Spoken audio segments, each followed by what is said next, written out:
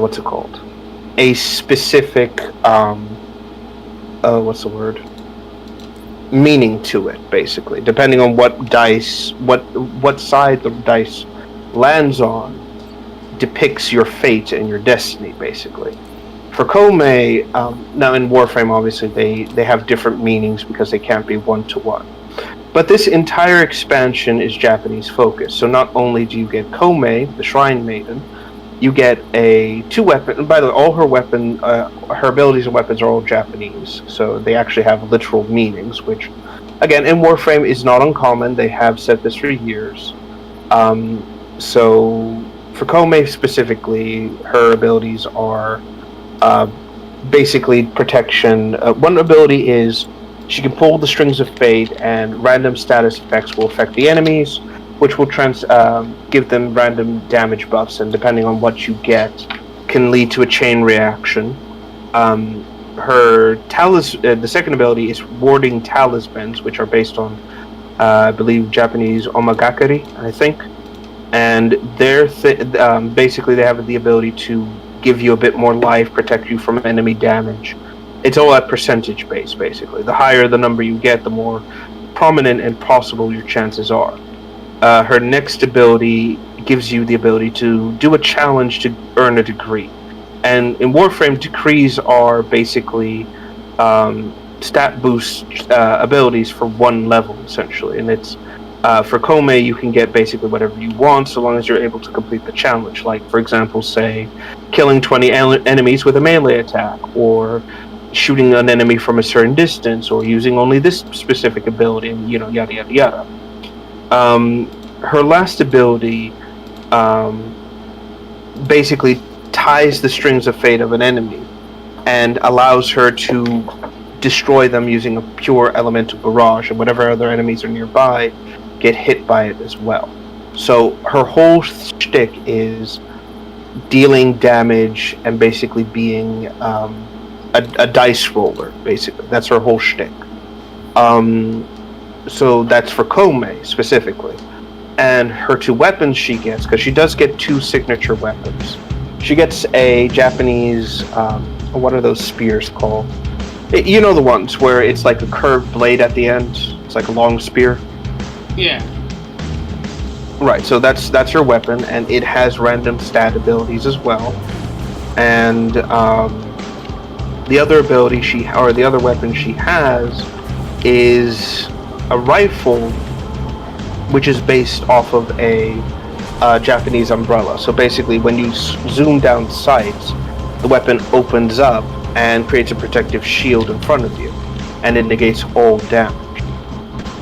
But it can also charge up to basically fire a miniaturized laser at an enemy, basically. Also, hold on, I think this is a better image. So this is Kome, and essentially this is her gimmick. She's basically a rotting puppet shrine maiden. I'll check it out when I'm done this game of playing Halo while I listen to your thing. No problem. But this isn't the only thing we got. So we also got a what's it called? We also got a 2 new deluxe skins for Volt and I believe Nova. Yes. And basically, Volt gets the Raijin skin, which is basically the Japanese lightning god. And the other one I can't remember, but essentially it turns Mag into a sort of empress, essentially, like a Japanese maiden of sorts. This isn't the only thing this expansion brought in. We also get a sort of mini quest/adventure, which focuses on the player going to Cetus and speaking with Konzu's wife, Saya. And Saya explains that she had a dream, a premonition that came to her in a dream, and it was about Cetus being destroyed. Now, the Ostron, which is the people she belongs to, are very superstitious, and any sort of like premonition like that or anything that comes in a dream, they take as gospel. So she contacts the Tenno with a very specific goal. The idea is to go to the shrine of Kome, basically, and pray before the shrine, and because the Tenno are connected to all warframes, use Komei's abilities of fate, travel to the moment of the disaster, and basically change the future for the Ostrom, make it so the destruction that Saya witnessed does not come to pass. Turns out the disaster she foresees is going to happen. It is essentially the infestation, which slumbers beneath the waters of Cetus. And if you don't know, the infested are basically the flood from Halo. Like, literally, they almost work the exact same way. When infested material infects a host, it destroys the body and reshapes it into whatever the hell the infestation may need. If it needs a combat form, it'll break your bones, remake your flesh, and make you into a combat form. If it needs a carrier form, it'll compress you down into a... Yeah. Yeah, so it's like fucked. That's fucked. It's a lot worse because, with the Flood, at the very least, we can assume the host is, expired to some extent. With the infestation, everyone who gets infected is still alive. Yeah, that's fucked. Yeah, so every time we fight the infested, I view it as a mercy killing, every single time. And obviously, you're just, taking them out of their misery. Exactly. There are cures to the infestation, but the cure has to be given to them at the moment of infection. Any later and it just won't work. So it really is, if you're too far gone, there's no saving you, basically. Let's see here. For the for the quest itself, Vahek, which is one of the Grenier leaders, has provoked the infestation because he wants them to wipe out Cetus and the Ostron because he really hates them. And as a result of this situation, the Tenno come in, and it's by the way one of the most beautiful missions I've had the pleasure of playing, because essentially you're on Cetus. It is night. The rain is just pouring on everything. It's completely pitch black. You see not pitch black, but it's dark enough to see the red of the infestation crawling out of the waters. The biomass has spread, and people are in panic. They're hiding from the infestation in complete terror. One of the big things that I like is that when you arrive, you actually hear a kid saying, it's but Mother said the monsters would sleep forever.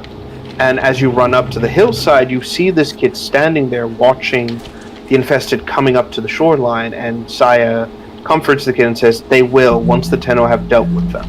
So you actually see the kid run with you, you kind of escort them into their house, and then start the protection, where the goal is to keep the infested away from the huts, while the Ostrom prepare offerings to Komei, who basically her abilities will unlock, and summon what's causing the infestation to rise from the water, which is an infested creature called an Oni. Basically, it's again, when you're out of the game, it's the most recent image I sent, but it's a centipede-like infested, much stronger than the others. It's basically working the others into a frenzy. The goal is to protect the village, draw the Oni out, and then once it's out into the surface, kill it immediately.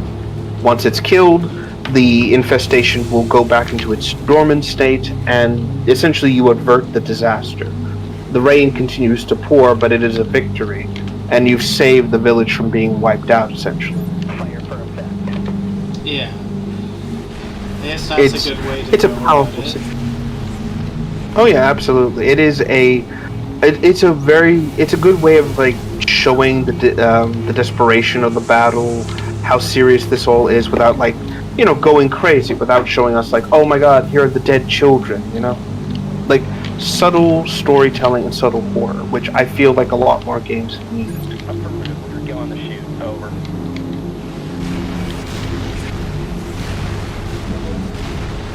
What's it called? I'm trying to think of the right word here. Bear with me a moment. Basically, the mission is something that I feel Oh, I'm trying to think of the right word here. It would be something like, you know, what, I'm trying to think of the right word. Something that Halo could really do well with, basically, where basically the player, you know, could deal with that. It's like, it feels like something out of a good Halo game, basically.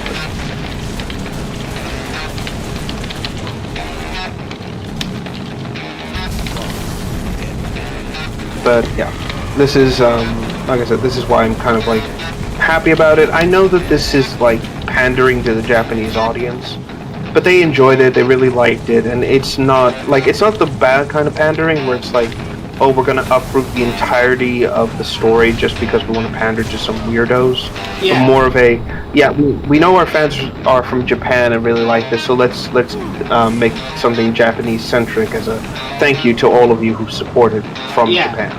Yeah, of course, that's a good way to go about it. You gotta. Oh, absolutely. Like, obviously, if you have like a majority of Japanese like consumer base, you want to like appeal to the people that actually like your brand. Exactly, and they absolutely adored it. I've heard nothing but good things about the expansion. People, again, DE has flat out said that it is difficult to make quests because they do take time to make and resources, and I get it. It's like, yeah, but at the same time, they did give us a sort of pseudo quest in the form of this mission type, and a lot of people really like it because you can actually go back and do this as many times as you want. It is not a pain in the ass mission. It's not something that's like was designed to be impossible. It's tedious, sure, but it's not like the type of tedium where it's like we're gonna push you into the item shop, basically. Yeah. It's plus it's not designed like to be bad on purpose. Yeah. Plus it's really easy to complete. The infested don't hit that hard. If you know what you're doing, you can like get it done in a few minutes. You're just controlling 2 areas, making sure the infested don't cross it, and even if they do, it's not an instant game over. You can, keep going about it. Like, this is the kind of like mission where it's like, yeah, we want you to have the power fantasy and have fun, and like don't get frustrated with the fact that the enemies may be too much to handle or whatever. Yeah. Which I'm so thankful that DE's kind of like moving away from the more grind heavy game modes like this and actually saying like, you know what if we did this instead? Yeah. It's even to the point where now they're also planning on releasing a playable demo, which is something I don't think any free-to-play thing has ever really done. The closest I can think of is like World of Warcraft back in the day, having like specific, what's it called? Like specific limited runs of a dungeon or something until for people to like test out and give feedback before the dungeon goes live or something like that.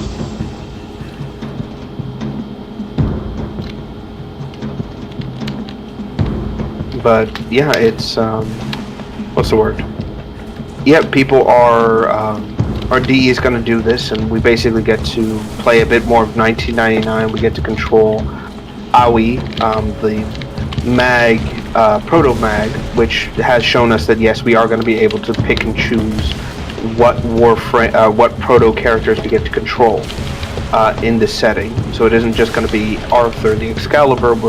We're going to get a chance to play with a lot more characters, which again I'm glad to see. DE still wants to do that whole, and I'm not joking about this as well, dating sim thing they want to do. So I guess this is the best way to do it.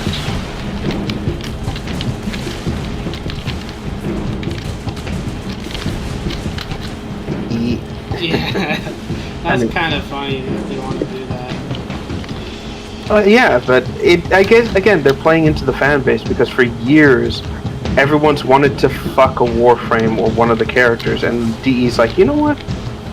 Let's do it. Like officially. I mean, they already confirmed that Warframes can become pregnant, so it's like this makes logical sense now.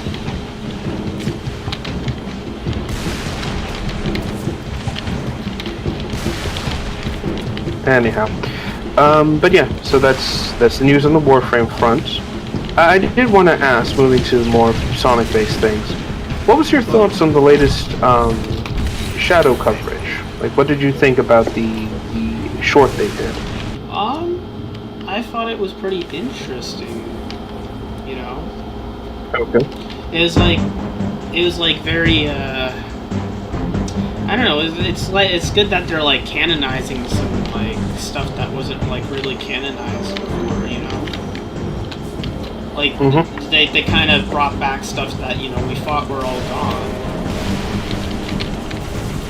True. Like what's it called? Like for example, they did. I know that in Shadow the Hedgehog, the gun commander claims he and Maria were close, and we never really got much of that except from like one scene. So it was good to see him there as a kid, and actually like the animosity he has with Shadow isn't just because of what happened with Maria. It shows that it's been there for a while. That I think it shows that he really didn't like Shadow. He didn't trust him. He viewed him no differently than the monster in the tank, basically. And to see Shadow kind of like having that affect him in a way is also very interesting, because it like at its core, Shadow's not wrong. He's no different than a Black Arms larvae that we saw. The only difference is that he is Shadow. He's not the larvae. He's not some mindless monster that's going to one day destroy everything. He has the freedom to choose what he will be. Yeah. Which I think is a powerful thing to show. It really shows that he was never just the ultimate life form. He wasn't just a weapon Gerald made, or he wasn't just the cure for Maria and nothing more. He was a living, breathing creature that was given the love and respect of both his creator and his closest friend. Yeah. Which I absolutely adore. I do find it also interesting how, again, the choice of location is also interesting. Just it's Eggman's pyramid base again. I found that very funny that he still owns that thing. Yeah, he's like he has the samurai egg pawns and the one boss from Shadow 5 appearing. That's pretty cool. Oh yeah, absolutely. I found it. Well, I like the fact that they showed us what that thing looks like as like a proper machine, and it kind of explains what it is. It is a type of egg pawn, just a more beefed up version. And I think I know what it was built off of. Those gigantic egg pawns from Heroes, basically. Eggman just took one of those bodies, modified it, and made it more as a mech suit. But now that we see that this is what it would be like without Eggman controlling it, and I kind of like it. It gives me this sort of sense like this was a machine, like a heavy demolition machine, like something Eggman would have deployed with the egg pawns as a sort of like, okay, we're demolishing this site, I don't want anything to survive, basically. Yeah. I also like the fact that they recontextualized its ball attack too. Explaining that, oh yeah, it just has a ball and chain, that's how it can recall it back to its arm. I found that very interesting. Yeah. I also did like the very small characterization with Omega, still very clearly like he has an ego, and I like it. This whole like come to me inferior machines, or when he sees the giant bot, he just immediately runs in, gun ready, and just shouts, "Dibs! I call dibs!" Yeah, that's so funny.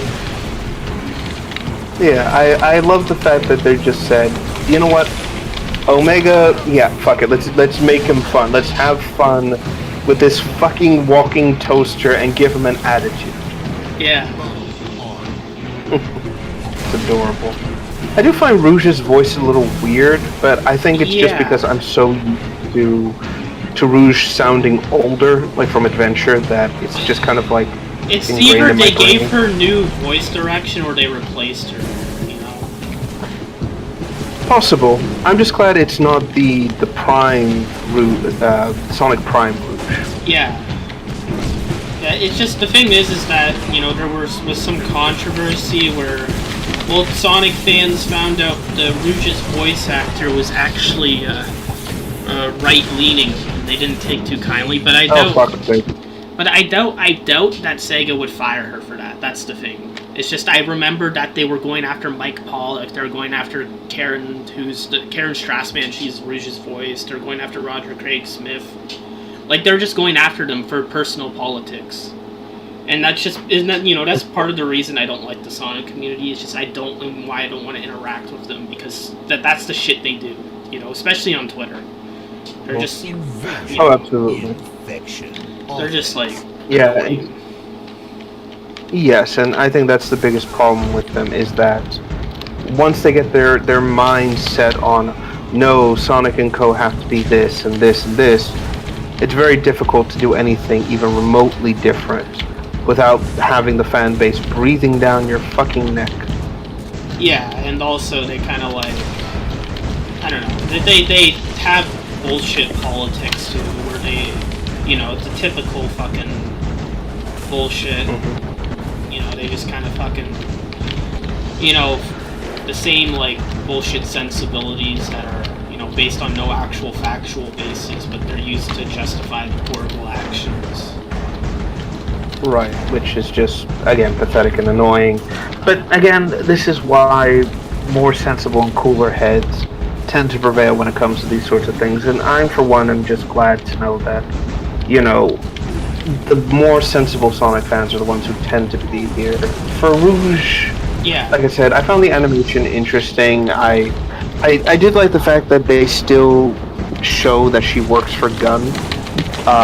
In terms of like, oh yeah, I'm just here working for them to take down this depot. But immediately, as soon as like she makes Shadow promise to go to Sonic's birthday, immediately she says, now let's go steal a gun rocket ship. And I'm like, oh, so you work for them, but you won't, but you'll also like steal from them if you can. I see how it is.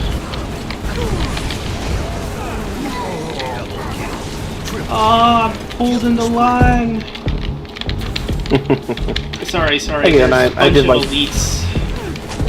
Damn it! No, I had a LMG and I was holding the line like so my teammates could retreat. Because it's like a game mode where the humans have to escape, but the elites are like pushing on, and you can play as grunts and stuff. I see. So it's like infection. So if you die, you become an elite, and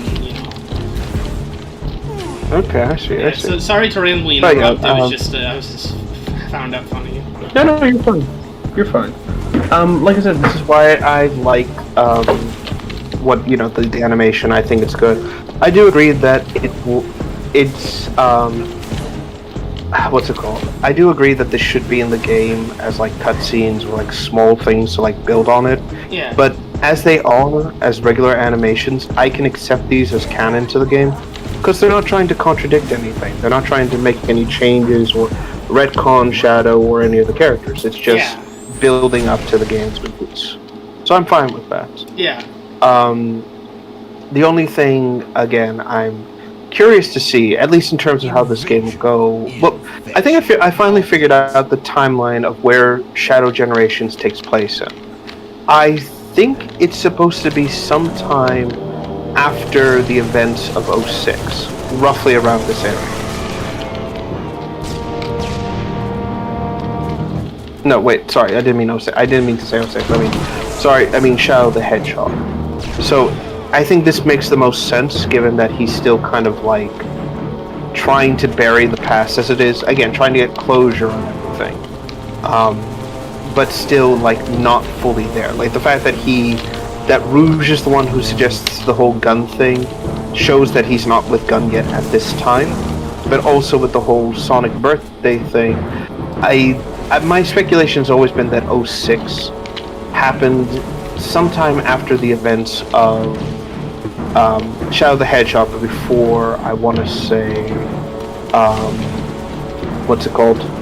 But before the events of Unleash, or somewhere to that effect, I want to say. So within that ballpark. But yeah, no, I do like that that detail. It's like she's getting him to go into the birthday party with them, and depending on when this happens, we can say that it's probably a little before his birthday, maybe a month out or something to that effect. Yeah. So there's a lot going on, at least in terms of that. I do find it interesting at the very least, and I'm curious to see where this next chapter is going to end, or the last episode's going to end, because we know for a fact that it's then going to lead into the events of what's it called, Shadow Generations, and we're going to see how this all plays out. Essentially, how Shadow and is going to get pulled into time, and the shit that's going to happen. Yeah. It's going to be interesting. So, yeah. I mean, we have a month to go before we figure out. Well, not even a month to go. We're already in October, so it's a little. It'll be just a few weeks, technically speaking. So yeah, it's gonna be crazy. Also, I've noticed that people have started to piece together some of the gameplay stuff. It looks like for Shadow Generations and the Shadow campaign, it's going to be partially open world, so the player will have the ability to explore the void a bit more, and certain areas will be there. I do see that apparently Omega will be there as well, so probably an NPC you can interact with.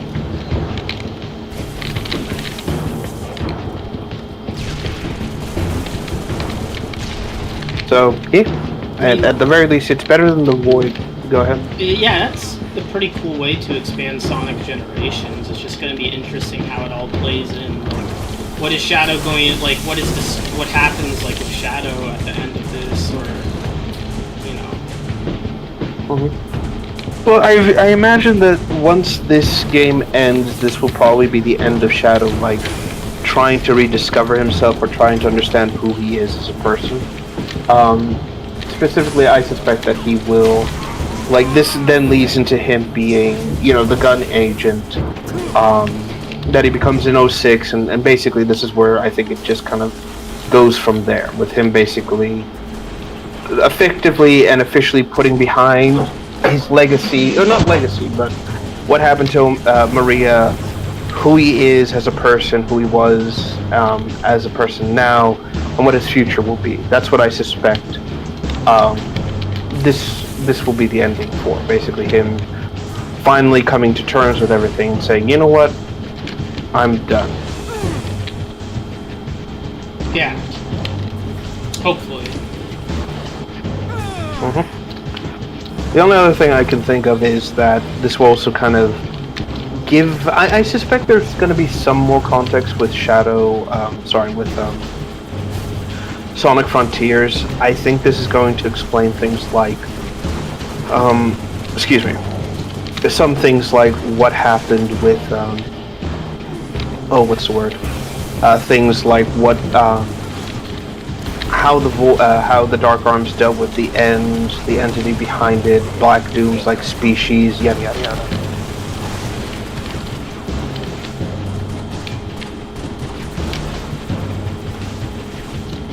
At least in terms of the grander narrative and everything.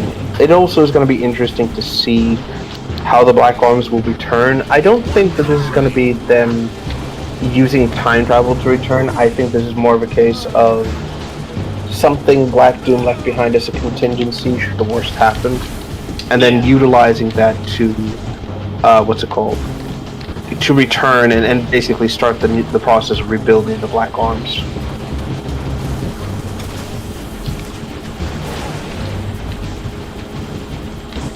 Which again, I'd be down for, and it would be interesting to see an official Sega take on basically what Archie did with their Black Arms take, which was basically the same fucking thing. We just brought Black Doom as Death Doom, or no, sorry, well, you know what I mean. Yeah. We made our own Black Doom, we just called him Death Doom, and then we gave Shadow a brother because of reasons. 10 seconds yeah. Crap, I gotta pee, I'll be right back. Yeah, go ahead.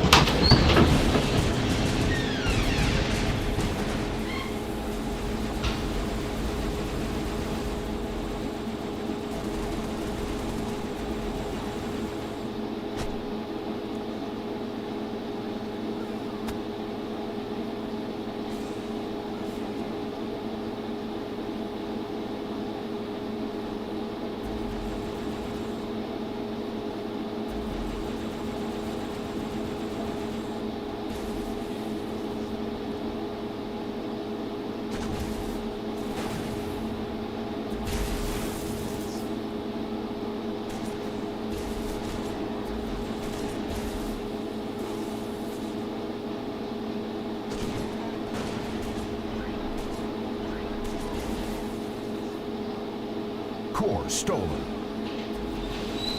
Core dropped.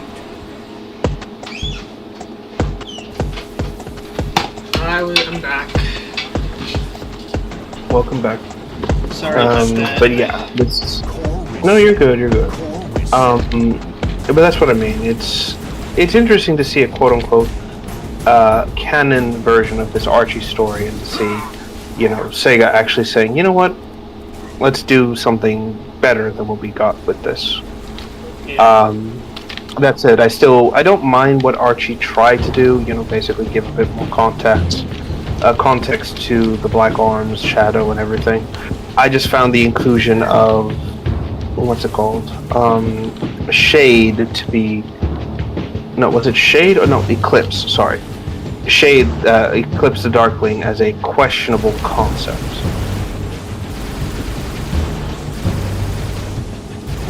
Yeah. That weird thing. Yeah, again, the idea is that Eclipse is supposed to be created from Shadow's DNA. He's essentially supposed to be, what's it called? Basically a direct evolution to Shadow, and something that will improve upon the faults that Shadow had. As like the first, what's it called? I guess the ultimate Black Arm, basically. But the unfortunate problem is that he's not particularly interesting. Yeah. What's it called? Let me see here. Again, and this is the real problem about him as well, is that they decided to make him, I'm trying to think of the right word here. They tried to make him into a sympathetic villain, the last of his species, trying basically to ensure that the race can continue, yada yada yada. And it's like, that's not a bad concept, and it can work if done correctly. But again, they make him a villain, they have him as a villainous character, and there's just very little to nothing of considerable interest that makes him, for lack of a better term, actually worth following in terms of the story. He's got a cool design, and the idea of him merging with his own corrupted wisps makes him a considerably dangerous threat. But that's it. There's nothing more to him. And again, that's going back to the whole problem with Archie. They're cool character concepts, but they're so underutilized that we don't really see what's going on with it.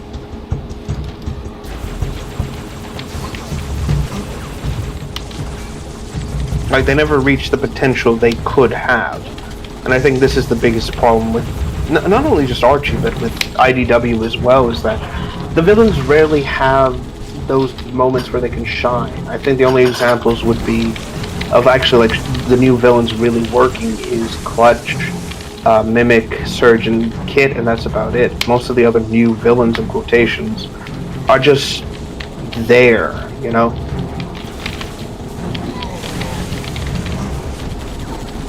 And nothing really makes them, again, like I said, for lack of a better term, stand out or interesting in any sort of way, Yeah. The worst I can, again, like I said, the worst I can imagine is, or say, is that, I'm trying to think of the right word here. Bear with me a moment. Again, it's just this constant problem with Ian, I think, is that he's not willing to give the villains their due, except for Eggman, and even then, Eggman just kind of goes from menacing to somewhat inconsistent with every time he's put into a powerful position. Yeah.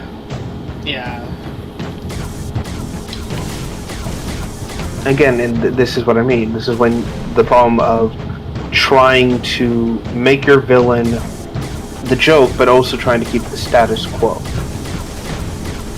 Yeah, it's just he kills fucking Dr. Starline violently, and we expect, but at the same time he's trying to be all a joke. It's the tone. Yeah. So. Oh yeah, it's all over the place, and that's the biggest that's the biggest detriment to Ian's writing when it comes to these sorts of things. Because again, like you said, in one moment he's able to not only best Starline but completely break him and leave him for dead. But then in the next scene, he can't stand up to Sonic or the others when he has a literal gun in his hand. Yeah. It's, again, like I said, it's this weird inconsistency where he's trying to have Eggman be a threat and still, be, essentially he's trying to mix him with the with the Archie Sonic version of Eggman, but trying to keep him in line with the fucking game version of Eggman, and these are just two versions that just cannot coexist with each other. Because again, with Eggman, it's the problem of, well, we want him to be the menacing and the dangerous villain, but at the same time, we want him to be funny and quirky, and like his defeats feel like they need to happen, Yeah. Again, this is the serious problem when it boils down to trying to make Eggman anything more than just a joke villain. He just doesn't. It just doesn't work for what it is. And with Ian constantly trying to, like, again, for lack of a better term, make Eggman into the villain, make him into a serious threat, but also try desperately to make him the constant butt of the joke of a lot of things, it just doesn't work.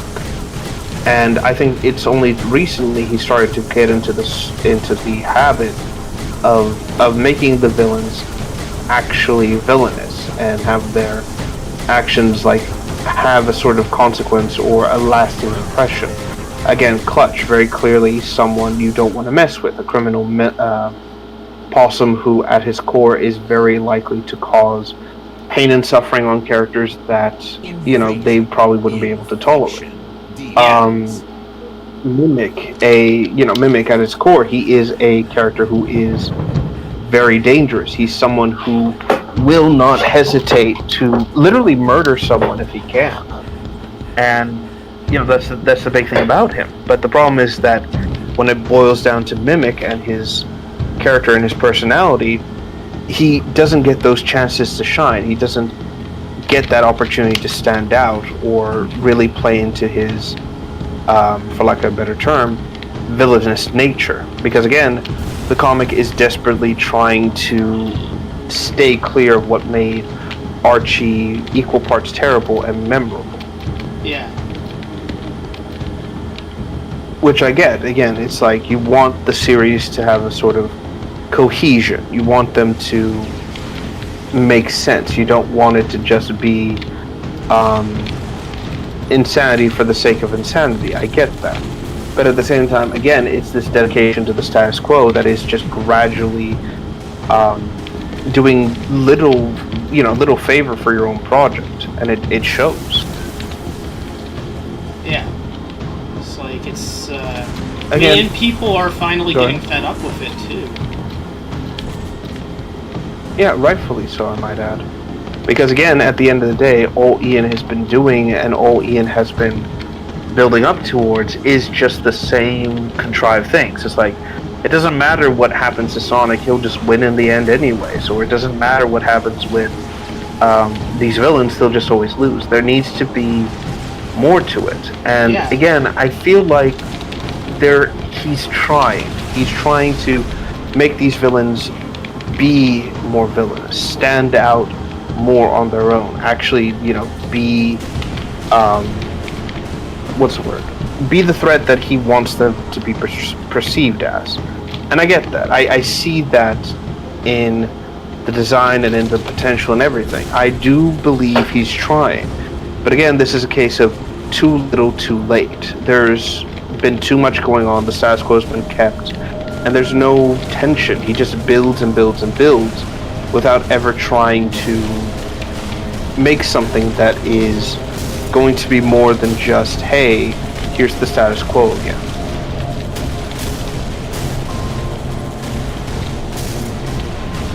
Yeah. I just wish that, again, he understood this earlier before he just kind of wasted everyone's time with just essentially nothingness with a lot of the the IDW stories he did. Again, outside of fucking what's it called? It's just he also uses a lot of excuses for like why the comic doesn't like have anything happen. He's like, oh, it's a kid's comic. What do you expect? And he also is like, oh, like I cannot make it anything happen because the mandates or because he fucking what's the other excuse? It's that he fucking that it has to be the side dressing to the games. That's what he thinks the comics are, and it's just you know. And he's been doing that ever since Forces, like when he made that side comic to the game. It's just like it's just been all these side things. It's like and I'm sick and tired of everything being a side bitch. I miss when things actually mattered. When the stories actually happened and there was something to look forward to. Yeah. And not just, oh, I'm doing I can't do this, I can't do that. Oh, it's like that. Like I said, that's the annoying thing about this whole problem is that the best stories are those that take risks and try to do something new and different. You know, like again, take Star Wars for example, the first film that came out. There was no chance in hell that this would be what it is essentially. And George said, "Fuck it, I'm going to do this. I'm going to make that. Yada yada yada." And then he actually went out of his way and actually did, what's it called? He actually went out of his way and actually did a, what's the word? He did do the film and it turned out to be a hit, even though he wanted to do something completely different. And that's the big thing about it. He always, he took the risks and he really did go out of his way to make a story that he wanted to tell. Yeah. And I just wish more people, did that again, or understood that it's all about taking risks with your story. It's all about actually doing something, not just creative, but that makes sense that you want to do, with with regards to it actually working correctly, Yeah. I'm trying to think of another example. It's like this can also go horribly wrong because you also get situations where it could be something like oh Jesus Christ! I'm trying to think of the right word here. There's something like what's the word?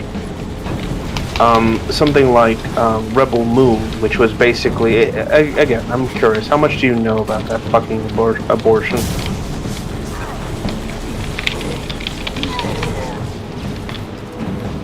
I know it failed, and I know it's shit. That's all I know, and I know everyone was calling it the next Star Wars. There's a reason for that. So to make a long story short, Rebel Moon was originally a pitch that Zack Snyder gave to Disney, and he said, "I want to do a Star Wars film," and Disney said, "We don't like this. It's too much for us. We're just going to get rid of it." So Rebel Moon was completely shit-canned, and yet after that, Zack Snyder decided to say, "Fuck you, I'm going to take this film, I'm going to make it something original." He took it to Netflix, and then Netflix like, "Oh yeah, this is going to be great, Sloth. All right, you can make your film." He wastes several $1 million budget on essentially bootleg Star Wars, and it is terrible. The characterization is non-existent. Basically everything that this movie could do wrong, did wrong. For example, you have character like random like technological jumps because he wants to do something specific. What's the word? Characters suddenly having different motivations of being convinced in like a few words to join a cause or whatever. The villain's main goal making no sense. Random, like high voice actors being replaced with different things. It was like all over the place. Nothing really worked, and the entire project just, the whole film was just absolute garbage from the word go. this film was nothing short of of him basically saying, I'm going to make my own film, and I'm going to do my own Star Wars, and it just showed how it isn't just having quote-unquote lightsabers and blasters that makes a good Star Wars. It's you have to have the passion and you have to have the ability to tell a good story, all of which he did not have. And this is what I mean. It's like, if you're a passionate person who wants to create something, that's fine, but you also got to keep in mind that the risks you take are the risks you take for a reason. You know, and it may not always pan out. It may be an absolute abject failure. And if that's the case, then, ooh boy, is that going to sting. Yeah. I guess what I'm trying to say is, like, it's good to be creative, but it's also good to know when an idea is a bad idea.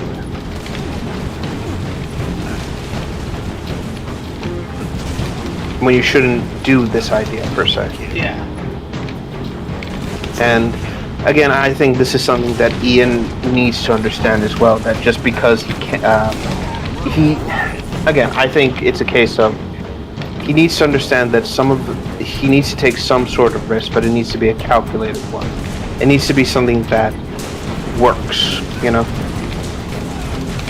It just can't be, oh, I want to do Eggman doing this, I want to do this, I want to do that, you know, and it's just, I want to be a part of the game. Yeah. Holy shit, this is insane. I get you. Yeah, it's just I'm in a tank and all the elites are coming after me and I'm close to being destroyed. It's just me and 3 other people who last remaining.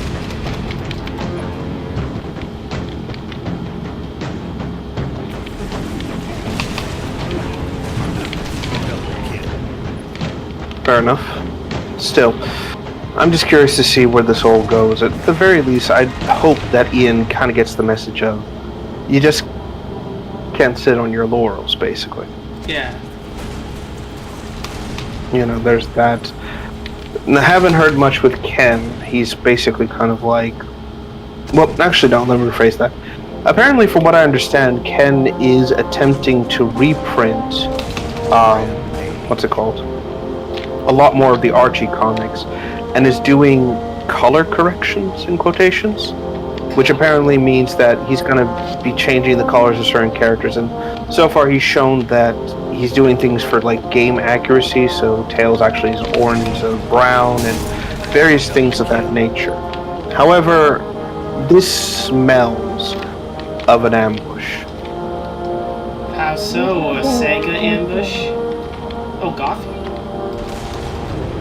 Sorry, I was just gonna say, we're talking about the same guy who created that Nicole Simpsons comic, right? Yeah. The one where he's saving his cousin? Mm-hmm. Okay. Yes. Both Sorry, a Sega Trap... And I just, you're thinking about that funny story you told me. No worries. Both a Sega Trap and a, what's it called? And a Ken Pender's Trap. I think what's happening is that Ken intends to deceive the fans and say, look, I'm trying to give you what you want. I'm trying to make a game or the comics more accurate to the games themselves. Look at me, for the start.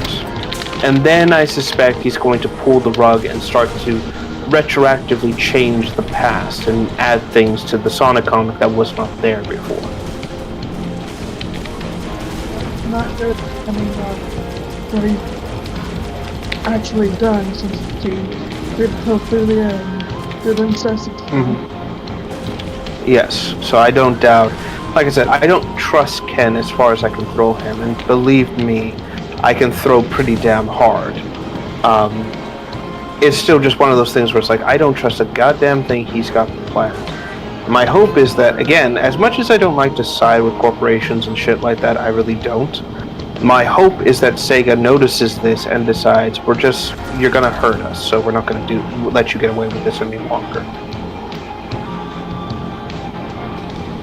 100%. Well, to be honest, I actually thought he was in jail because of the stuff he pulled. So I wish he was in jail. To be honest with you. That's never gonna happen. Yeah. Not yet.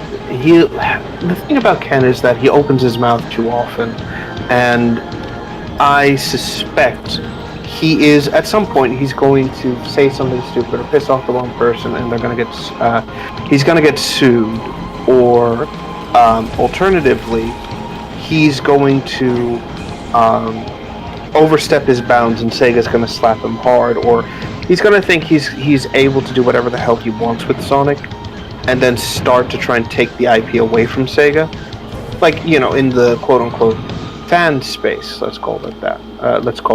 Right? And then basically that's when Sega's like, okay, we're done with you. Yeah. That's my hope, anyways. Because again, people like Ken always overstep their what's it called? They always overstep their boundaries. They always wind up going too far and what's the word? Going too far and causing I'm trying to think of the right word here. Going too far and getting and stepping their bounds, which then causes them to get caught in things that could have easily been avoided. Yeah. But again, he doesn't. He's too much of an idiot to realize that. Eventually, the karma storm's going to bite him in the ass, and when that happens, it's going to be hilarious to see. Again, I don't like being that. Yeah, again, I don't like being that prick. I really don't. I believe that every fan should have the right to express themselves creatively, without the fear of what's the word? Without the fear of stepping boundaries, or the company basically coming in and saying, "Fuck you, you don't get to do that now." That's always been. That one guy who created, what? What, Sonichu? Yeah. Well, it's funny you mentioned that, because as far as I can tell with Chris, it's weird. Chris's situation is, he is, what's the word? He's in a quote-unquote good place right now. Basically, he's able to avoid, I'm trying to think of the right word here. He's able to, he's gotten into a better position than he has for years. But he is still very weird. So I thought that was weird.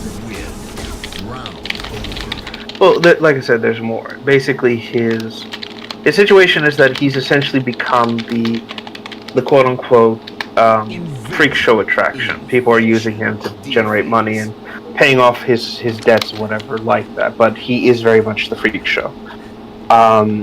So again, he's in this sort of interesting situation where he isn't worse off per se, but he is in a quote-unquote better position, basically. When you Does that mentioned make this word, I know that bad artists, freak show art, they used to do like art things or whatever, art blocks, where she like draws and then tells the story, and then the actual person who was being stalked by a creep told her, the actual person who was being stalked by creep show art told the story about how creep show art was being creeped and stuff. Right. It's a similar situation. Speaking of freak shows, I've heard rumors that something happened to Wings. Oh, what, yeah. that he shaved him? Yeah, so he gave out secrets on a stream, which led to Lolcow Live punishing him for that. And he was about to quit Lolcow Live, but Kelly made him stay, because she was like, you get back in there, you apologize, we need this income. So So that's why. That's why. That's what happened. So essentially, more manufactured drama, basically. Yeah, it's all fake. Obviously, it's like Right. it's Wing's turn to get punished. That's essentially it. So they manufacture drama over something minor and throw a fit over it. It's like, oh, he talked about how he got like he got fucked over because his gallbladder got fucked during the camping trip. And that means his career was ruined from another camping trip. It's like he actually went this time and he had to leave because of his gallbladder failing on him. That's like, I don't know. And another thing that went against Wings is that he told his ex like his ex was dying, and he tells her like I don't care if you're dying, and that's only because his ex sent him revenge porn or something, so he has no respect for her. But you know, it's just, I don't know. Keemstar just makes manufactured drama for this show. It's like, you know. Like that's the thing I find just. That's the thing I find just absolutely. You're fine. That's the thing I find absolutely just absurd about this whole thing is that I'm sorry. Like Keem at one point was basically interrogated by EFAP, and I'll take back what I said about EFAP basically sucking him off. I didn't see the full clip of what they did, but they were basically interrogating Keem. Keem came in and was like, oh, I didn't know Wings admitted he didn't have cancer months before. I did just blah, blah, blah, blah, You mean right? Boogie. And, yeah, whatever. And everyone's like, well, how could you not know that? Some of them were giving the benefit of the doubt. And another person was like, you know, you guys fucked it up. You should have had him had tattoo liar on his face. Blah, blah, blah. And Keem's like, oh, you're just one of those guys who just wants him to be tortured forever and blah, blah, blah. And it's like, no, Keem. That's what you want to do. He's a lying piece of shit who's never going to change. Like, it's important. Like, he doesn't deserve like income, in my opinion. Right, and that's the thing because. I'm just curious. Who's this Wings guy? I never met him. I never seen him. A Wings of Redemption. Huh? Wings of Redemption. He's a what you call it? He's a lolcow. He's a weirdo online. Basically, nothing of note. Basically, you just need to know he's a bad person.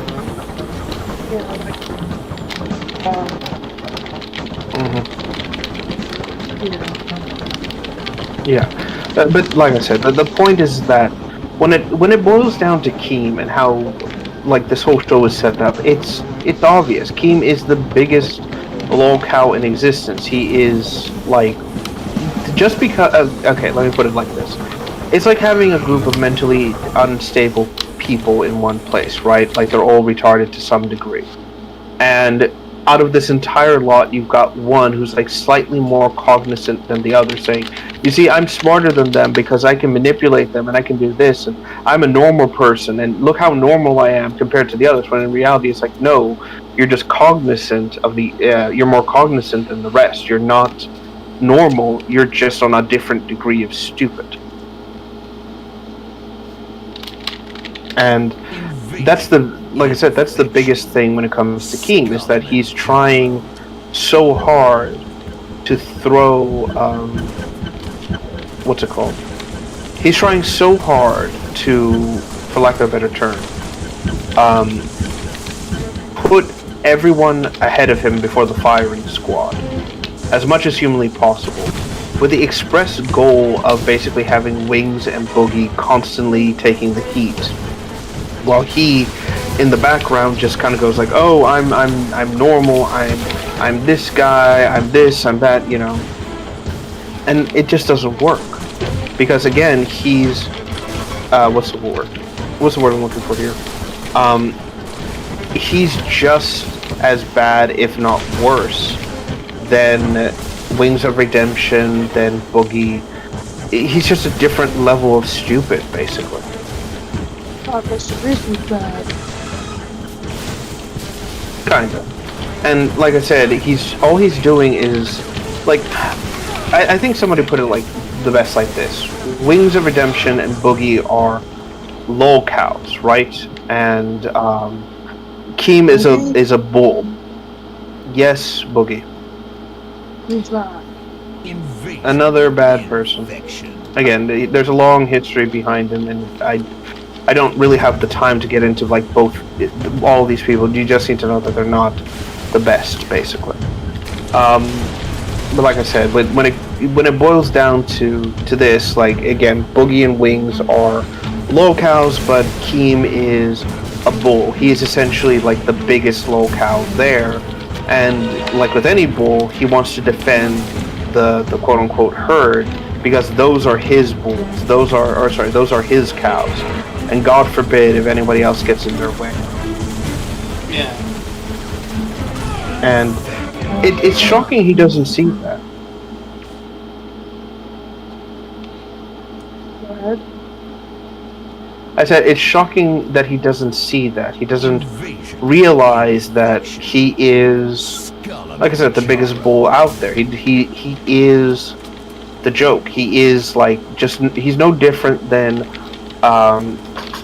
Boogie or Wings. The only difference is that he had enough cognizant ability to essentially build this quote-unquote show and tried to put, again, as many people in front of himself as possible. And again, it's disgusting because he's trying to bring in anyone and everyone ahead of himself.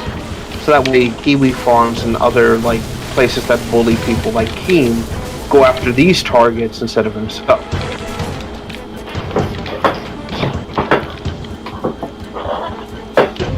And that's the most obvious kind of tell Keem has. He desperately wants, the acclaims, the acolytes. He wants to be the quote-unquote respected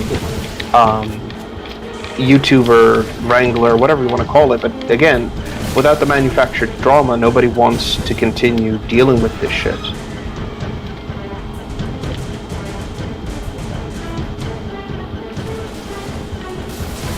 And on top of that, we also have to thank the clip channels because they're actively going out of their way to basically give us the content without having to go through Keem and everybody else, which again is wonderful because shout it's out to Breaking Banquet for yes, Breaking Banquet. Well, that's what I love about these guys is that they just blur it out. And again, Keem's fine with it because Breaking Banquet, like as he views it, Breaking Banquet and like the other clip channels are just there to basically archive and like give them more what's it called? They give them the quote unquote publicity and like the views essentially indirectly. Well, it's just a way to filter out the content. I see it. Agreed. And the funny thing about this is, again, what Keem did, like, he's fine with it now because he thinks that that's what it is. But in truth, the moment that they start to, the moment that they start to, like, affect Keem's bottom dollar or start making Keem look bad, that's the moment where Keem is going to have the issue with clip channels and start doing the takedown strikes, start doing this stupid shit, because frankly, Keem's ego can't take it. And it's just a matter of time. He got duty demonetized, the DSP detractor. Oh, absolutely, because, again, Keem is trying to butter up DSP because he wants him on the show, so that way he can have that stupid fucking trifecta of like, look, I got all three of the lolcows in one place, isn't that great? So, apparently DSP's getting Wings and Boogie on his show, and also,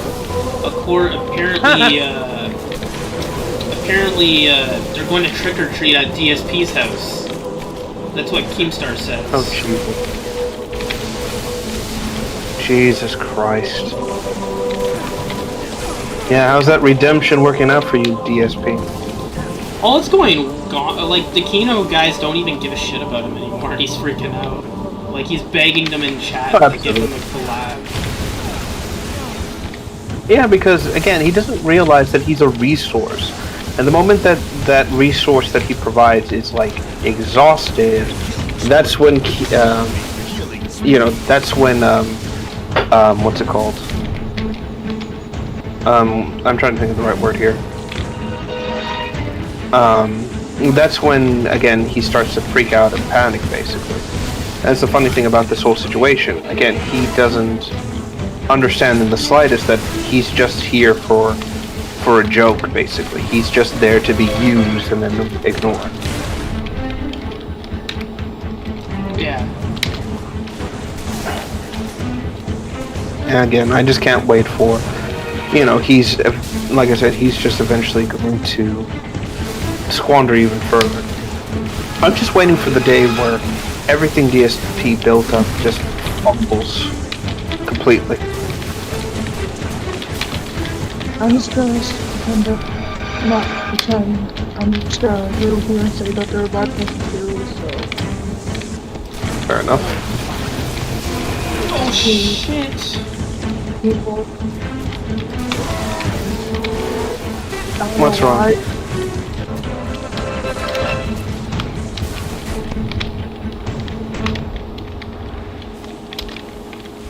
But yes, so sorry, I'm just checking something.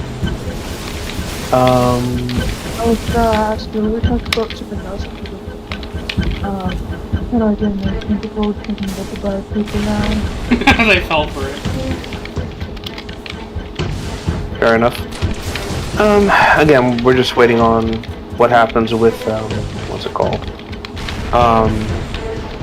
Oh dear, what's it called? Shadow Generations and how far that's gonna go. Yay, we beat the library and killed all the flood. Good. Actually, hold on a second. Someone asking me a question. Holy shit, it's amazing they recreated this shit in Halo Reach Forge. That was fun.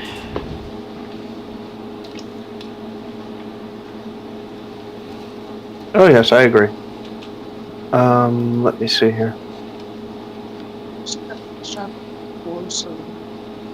Invasion, infection, defense. Yeah, sorry. Someone's asking for some information here. I'm just gonna check with them. Bear with me.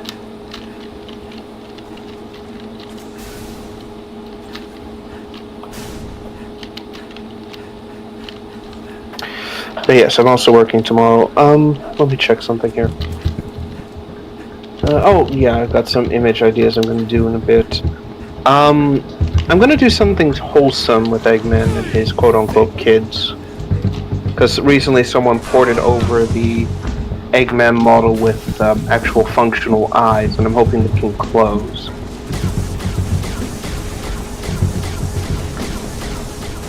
So that's gonna be interesting. Also, I am curious, Jordan. You are still in the FNAF community, correct? To some extent.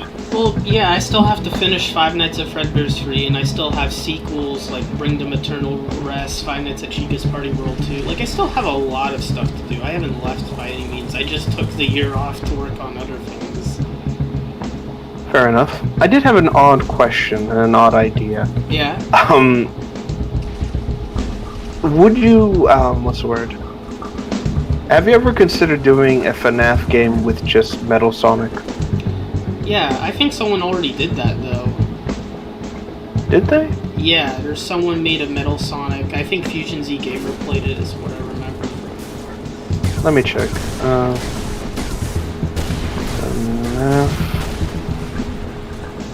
Let's see. Oh yeah, no, here it is. That's cool. Yeah. Good question. Are you still doing Yeah, go ahead. 8 Marble stuff? Yeah, I'm still gonna be working on it. Like, I have to do 8 Marbles Brazil, I have to do the other episodes of 8 Marbles, especially since someone wanted me to do Kara, and I know Miranda is something people want to see me do, really. I thought your 8 Marble stuff seemed cool, and I'm glad that you raised them up so that it won't be confusing. Well, yeah. Well, here's the thing: there aren't no canon ages. The wiki ages were they weren't actually accurate. So the thing is that like That's good.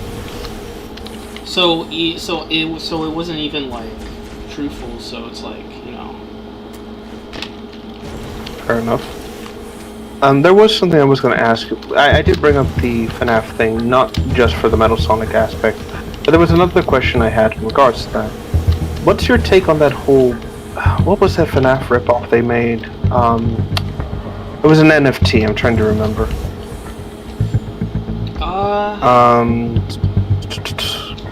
Candyland or something? I don't know Yes, I don't know the full extent of the drama, but I do know that I it do. was like... Oh, really? Do you mind explaining? Yeah. Sure, so I'll break it down like this. So, Candyland was created by Golden Lane Productions. Now, Golden Lane Production is a bit of a content farm. In the early days, they used to do source filmmaker-related content, so Left 4 Dead stuff and everything of nature. And they were big horror and story-focused guys. Over time, however, they started to focus elsewhere and try to move away from source to other projects and sort of what's the word? I'm trying to think of the right word here. Other productions and other things as well. This included a Five Nights at Freddy's series using the more disturbing animatronics, which got cancelled after a bit because they weren't happy with how the project was going. They did stuff with Siren Head, Among Us, Apex Legends. They always push whatever software they use for 3D animation. Eventually, though, as this kind of continued and the birth of the content farm really started to take shape, and they still wanted to do things for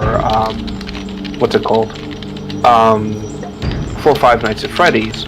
They then created Candyland, and the idea for Candyland was essentially, in their goal, in their mind, it was a Five Nights at Freddy's fan series, kind of like that cat animatronic series. I forget what it's called. But they basically...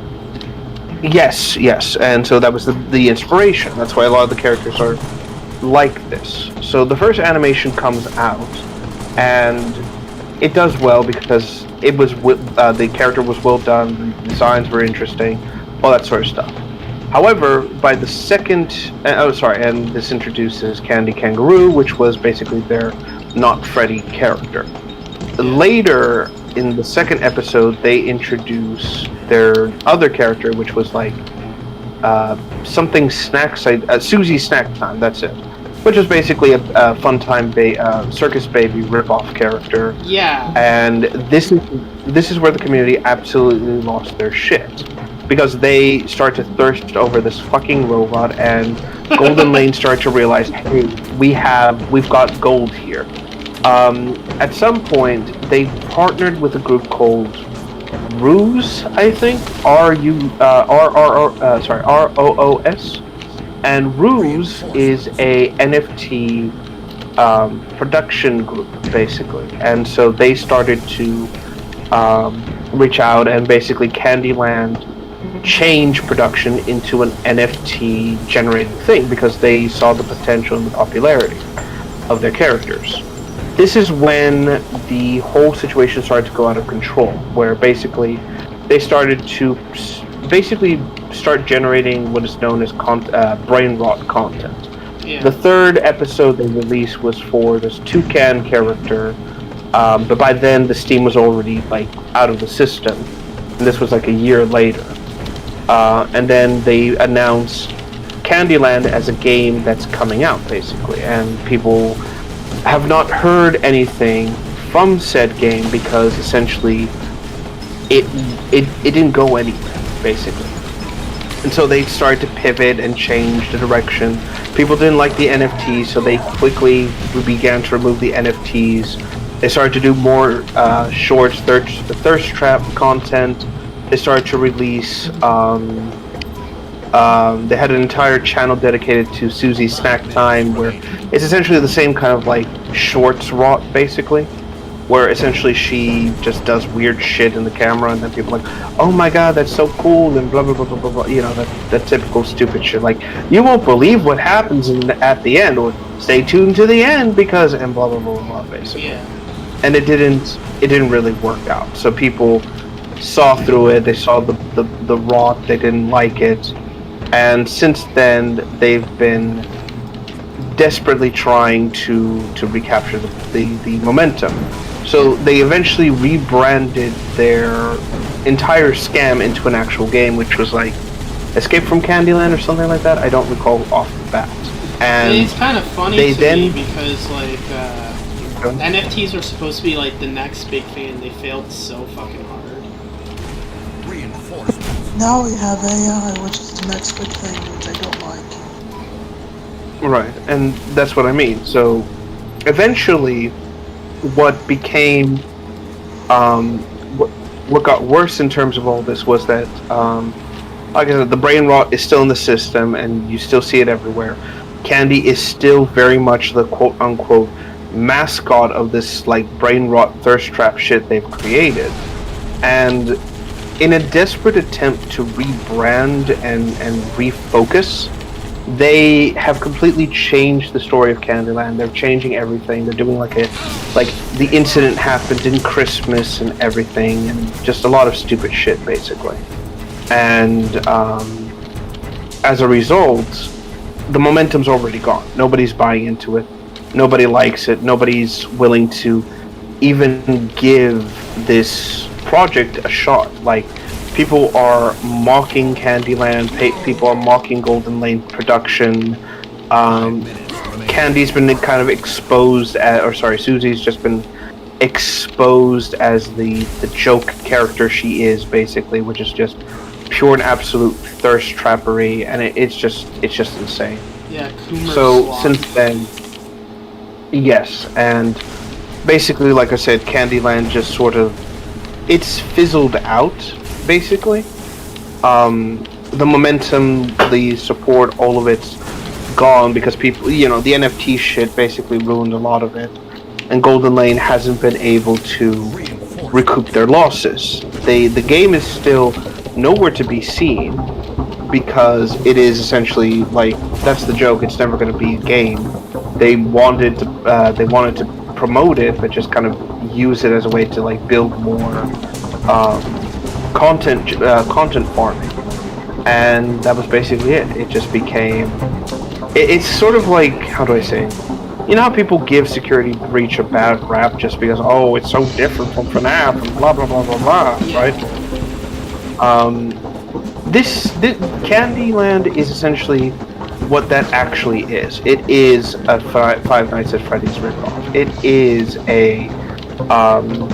It is just created to be thirst trap. It is just there to, what's the word? To sell you something. And it's never going to be anything more than just that. Excuse me. So basically, it was a project that had actual interest and passion behind it.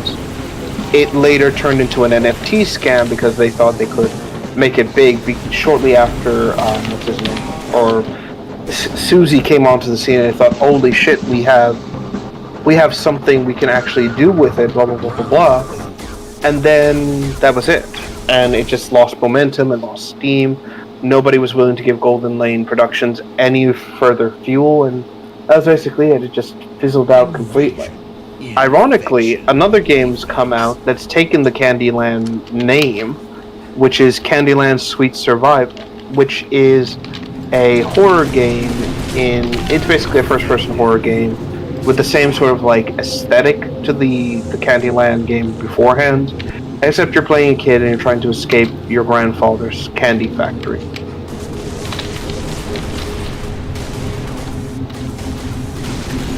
So they beat Candyland to the punch, which I find absolutely hilarious.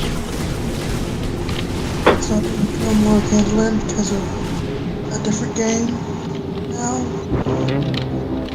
Well, another game came out and basically just, shat on everything that Candyland wanted to do. And since then, like I said, Candyland itself is not going anywhere.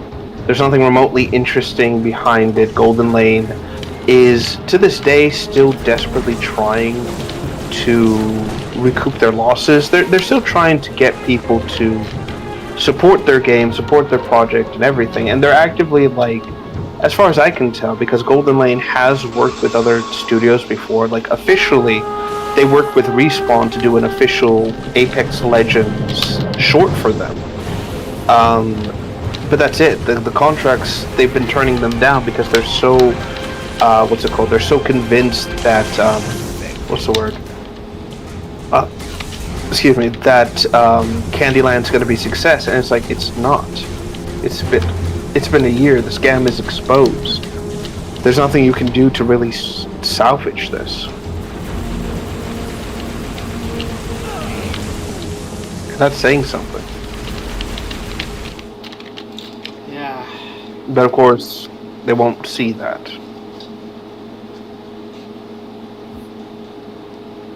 But yeah, no, it's a cautionary tale, and ironically, as far as I can tell, no one's been interested in creating or recreating the Candyland animatronics whatsoever. There's been like a sort of weird, like, I'm not big on the FNAF community, so I can't speak on them. It's because they're just not interesting designs. You know? Well, they're all basically rip-offs of, what's it called? They're rip-offs of, what's her name? The rip-offs of, the rip-offs of the FNAF designs. Like, the Candy Girl, she's just Coomer frickin' Baby. Right, so that's what I mean. You've got a Circus Baby design for all the characters, and also, for all the characters, and also at the same time, you've also got the security breach designs that, frankly, don't work that well without, like, a reason to it. I should also mention, these animatronics are apparently made in the 60s. Yeah, no, that's totally possible. Ugh. Again, it's just one of those things where it's like, you can tell they're taking on the worst aspects of the fandom and failing to even recognize what makes them unique. Yeah. The animatronics were based on the 60s, I guess.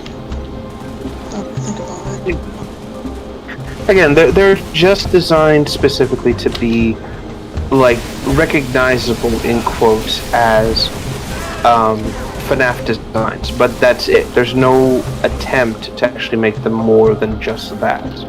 I mean, again, compared to something like Indigo Park, where it's all basically original, it's all unique. It's taking the mascot horror concept of, Disney essentially, and running with it in a very creative way. Like they very clearly care about the game's concept. They want to see this succeed. They've gone out of their way to build a really, and this is the ironic thing, to build a lovable mascot in the form of Rambly, but also trying to play into the tropes of, like, the other horror theme park concepts, like living mascots and everything like that. And it's just a welcome sort of thing, because again, they even went out of their way and went back into the game and updated it to make everything run more smoothly. Like, include things like, better texture designs, actually revamping a lot of the maps, giving small animation tweaks here and there, adding a few details, including a cat that was cut from the game. It's like, it shows these people care about their game and want to see it succeed, and they're not just letting it rot with, like, one success and leaving it low. They're actually going out of their way to build on it and build a story that people want to see. I like the rip-off Mickey Mouse character that's just a raccoon. I really like him. Yeah, Rambo. It's a fun character.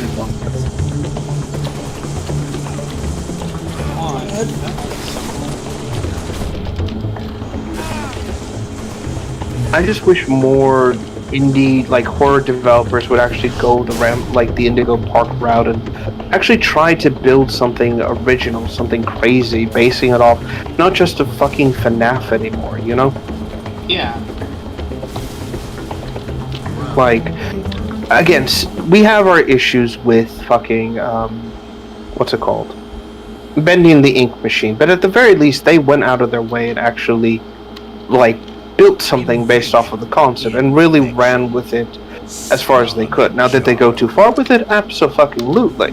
But at the very least, they stuck with it, and the mascot isn't going anywhere anytime soon. Same with, actually, that's the only one I can think of to be. Oh, it was Poppy Playtime, sorry. They're still trying to make something, and they're dealing with really taboo subjects that I applaud them. It's like, it is ballsy to have kids in your horror game and be like mutilated this way. Like, again, my hat's off to you. Yeah.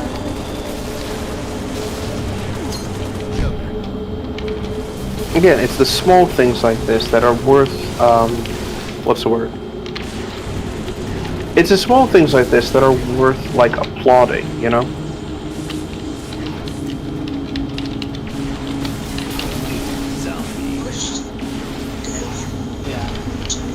About a thing. Or now, like, for example, for like fucking going to like got like different mods and now kids can play it for some other reason. Because I thought the point of Friday Night Fucking is the game wasn't for kids, and then I know it is for kids. It's one of those situations because it's at its core, the concept isn't too bad. It's a rhythm game, so of course they want to expand it out. But the main Friday Night Funkin' problems are more obvious. You know, like again, the more serious themes and vibes. You know, that's obviously core to the game itself. But again, it's neither here nor there. But like I said, it's just these small things that I'm glad the indie horror scene is expanding outwards. They are recognizing the limitations and building on, building on the shortcomings of the indie horror scene, and realizing you just can't have a mascot horror game and just have the mascot be the horror itself. You have to build on it and really give this game more than just what you design, you know? Yeah. Again, I'm just glad to see, again, for lack of a better term, an actual, like, honest to God, honest to goodness attempt like this. Also, sorry to cut it so short here. I do have some things I do need to take care of before I have to head to sleep. And I do have work in the morning. Alright, we'll talk more tomorrow. I'm assuming I can get off at a reasonable hour. And then maybe on Sunday, again, I am working there, but it's not going to be that bad.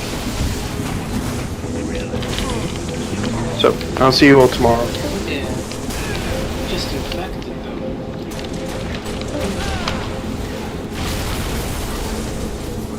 See, that's just interesting that you can infect them like that.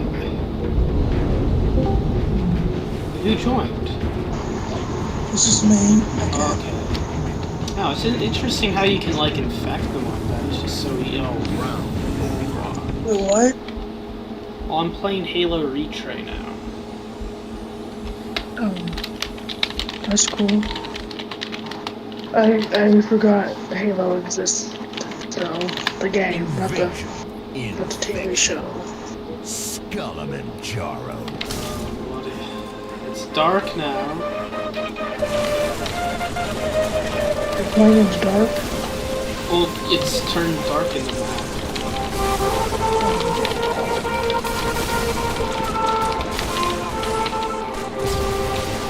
No, I thought you were playing in your house in the dark. Oh. Yeah, that's what I meant.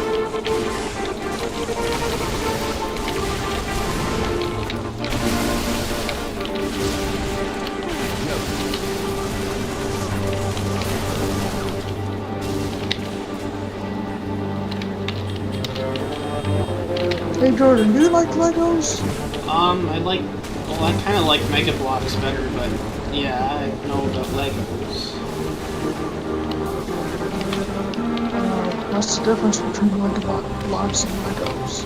Mega Bloks has Halo. 5 minutes remaining. Of course.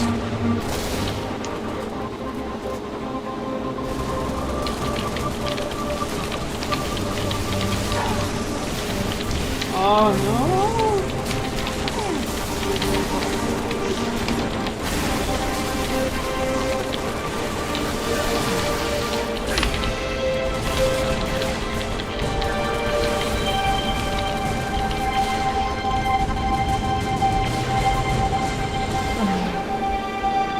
I was gonna say maybe one day if I had Nitro, I would change my profile picture, but I don't have Nitro, so. What? You need Nitro to change profile pictures now? Is that what they changed? No, not the profile picture. I mean, if I have like a banner or something on Discord, Oh. that's what I meant to say, but I didn't say that. I said profile picture instead of banner, so. Zombie. Yeah.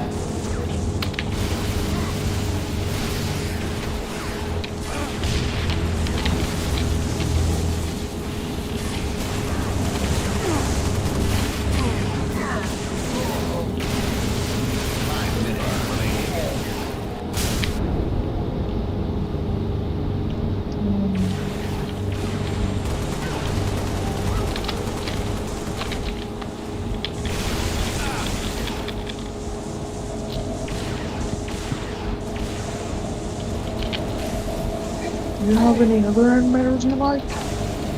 On what? I said, do you have any other YouTuber animators you like? Not really.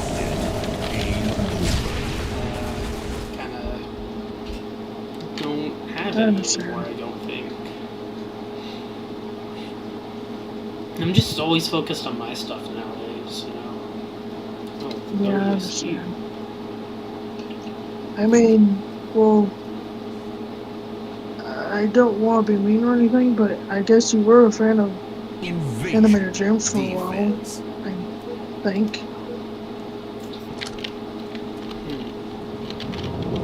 I honestly don't remember if you still are. And that's okay.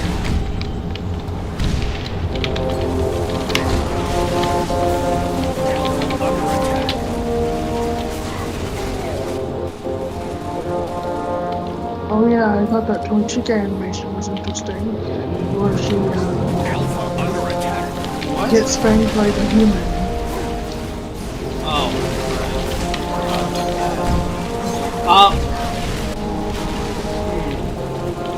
But you don't like that one? No, I'm just streaming on YouTube. Alpha under attack.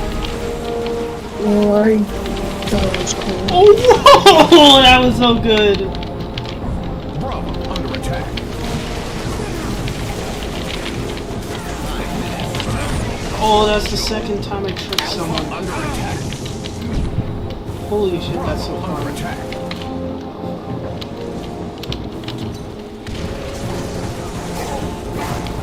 Damn it.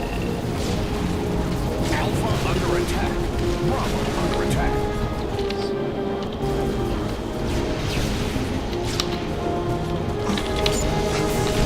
Oh, got him.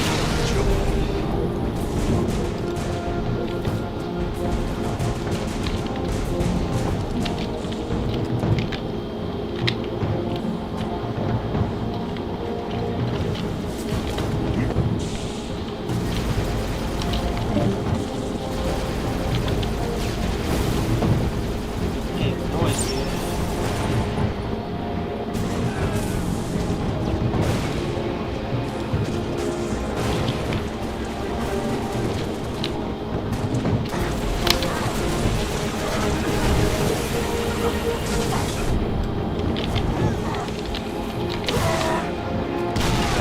Double kill, let's go. Is the stream okay? Teammate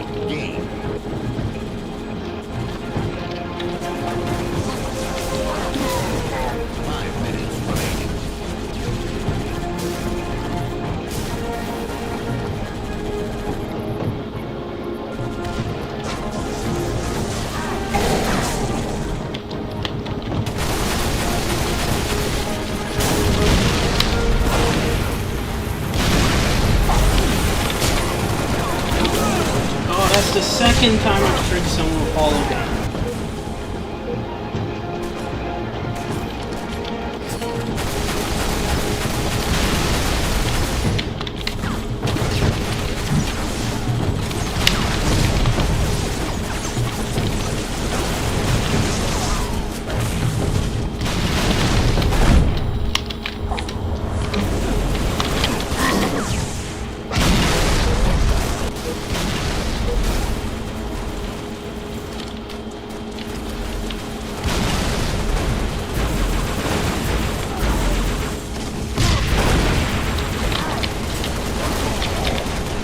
Alpha under attack.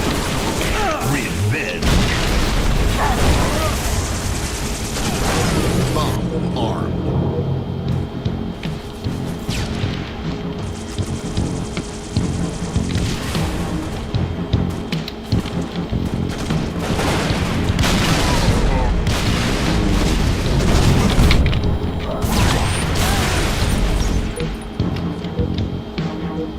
Bomb detonated.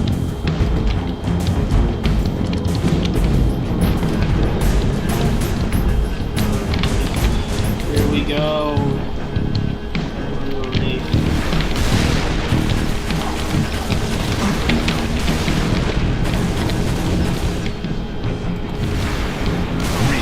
Oh, right as they, right as it comes out of the thing to go over. Got him.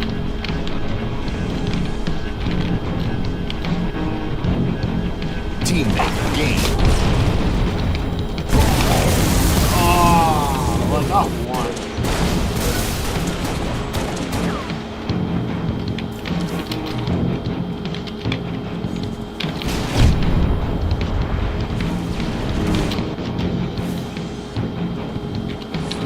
5 minutes remaining.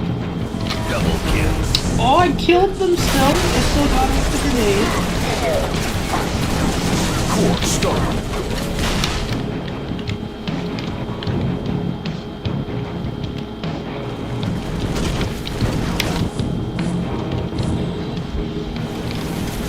Core rocket. Core stolen.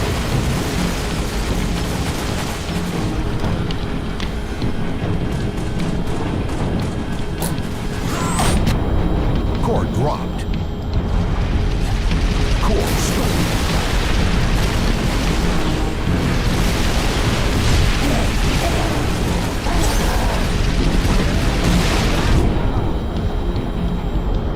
Got one.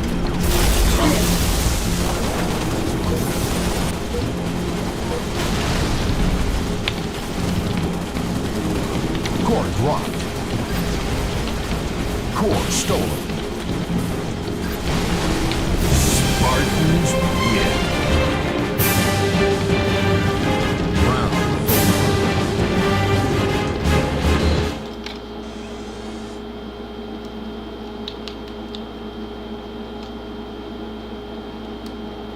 Invasion offense.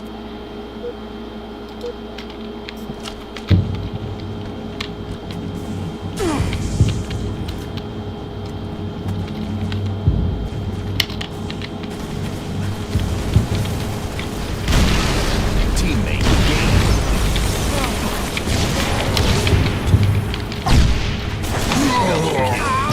I got two of them somehow.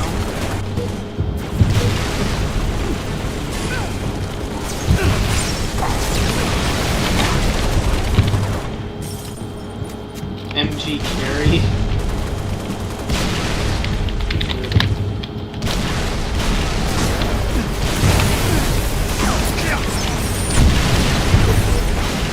MG carry.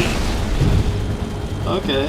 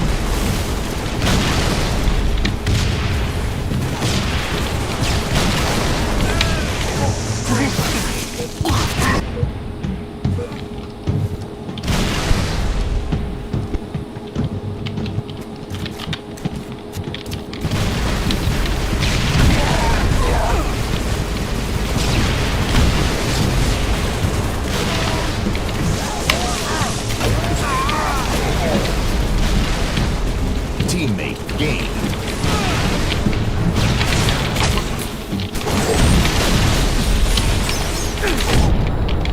Double kill. Oh, we're so close.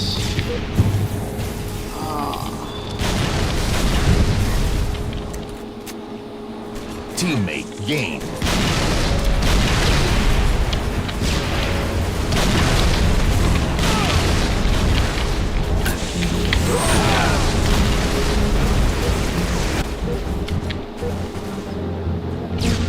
Oh, we have to get both? 1 minute remaining.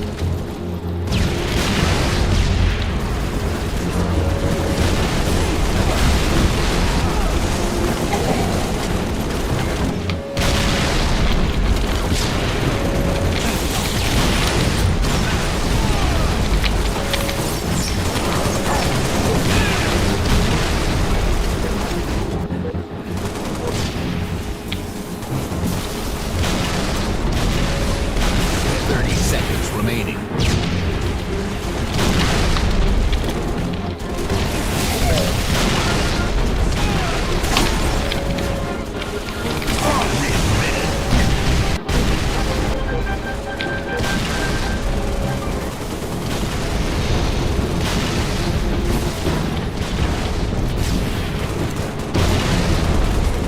Bomb taken.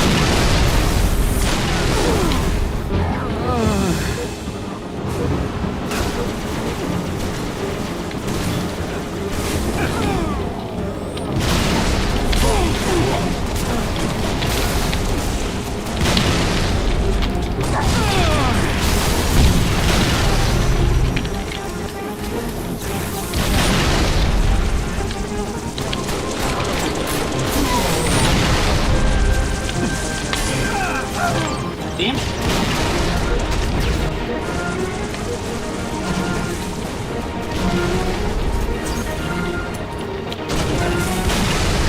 Bomb reset. Bomb taken. Revenge. 5 minutes remaining. Bomb dropped.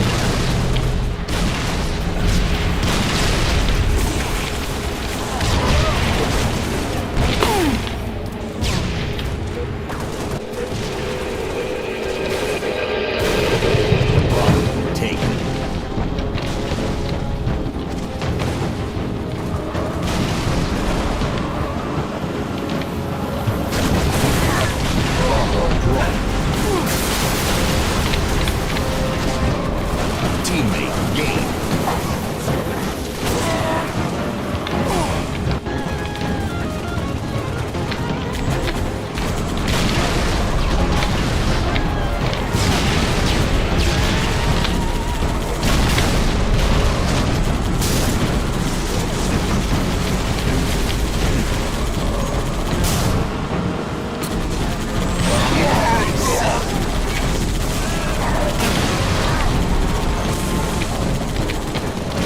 Bomb taken. Bomb taken.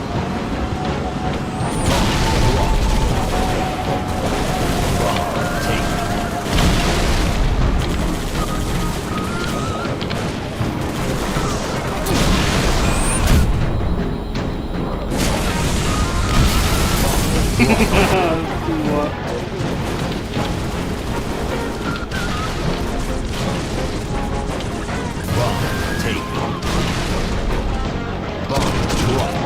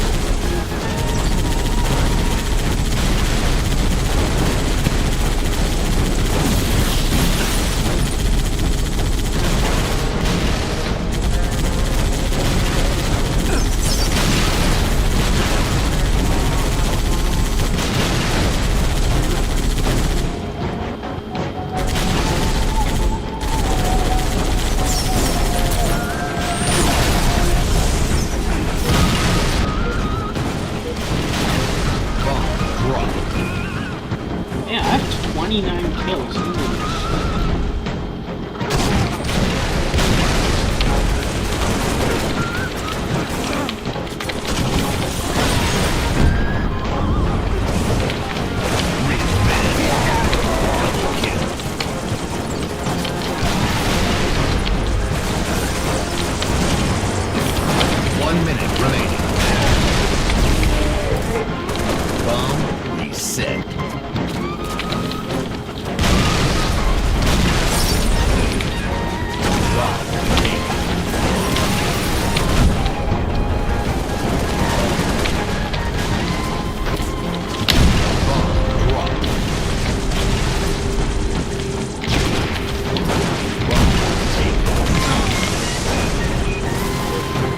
Holy seconds remaining. Bomb drop. Bomb taken. Bomb drop.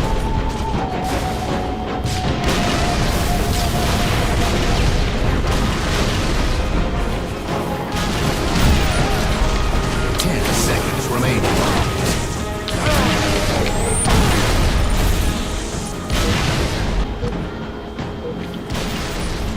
Elites win. Game over.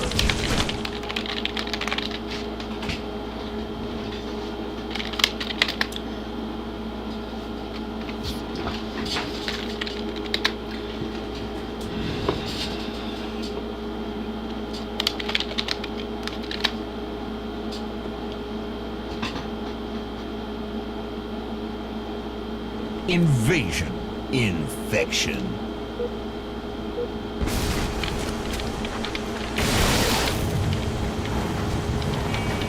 Oh, wait, is the Warhog run? Oh, it's the Warhog run! Holy shit.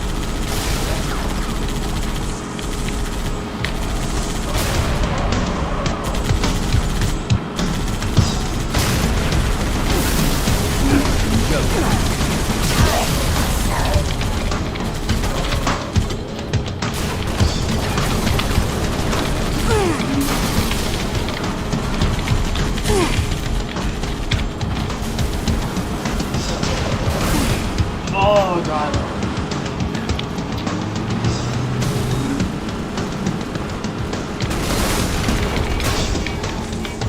Get in!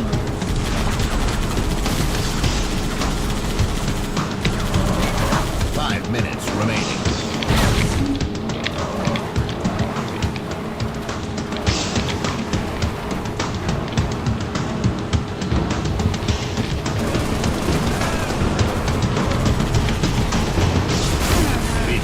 Oh shit, I am so sorry.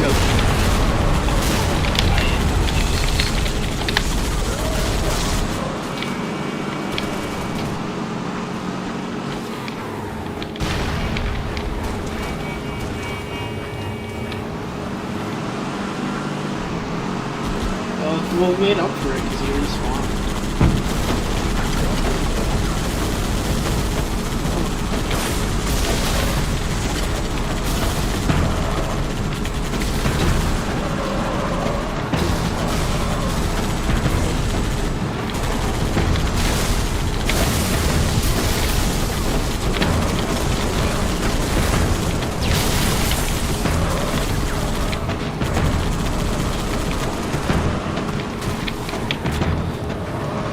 5 minutes remaining.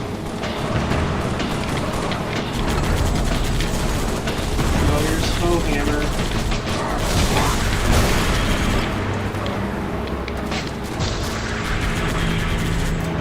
Do this.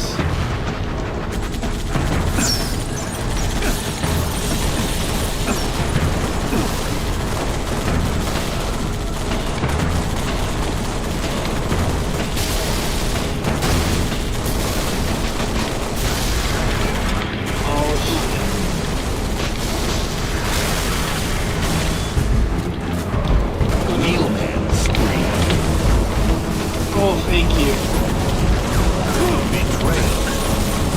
Okay, that was by accident.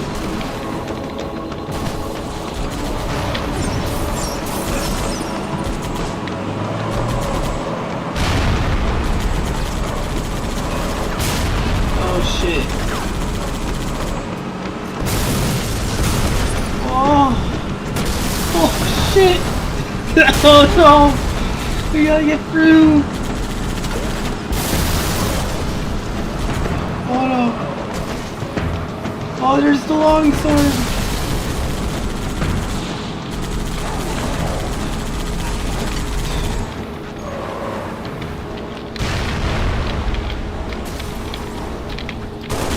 Oh!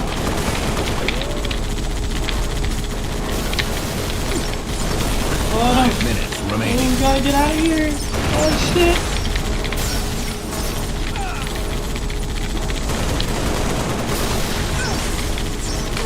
No! Cool cat!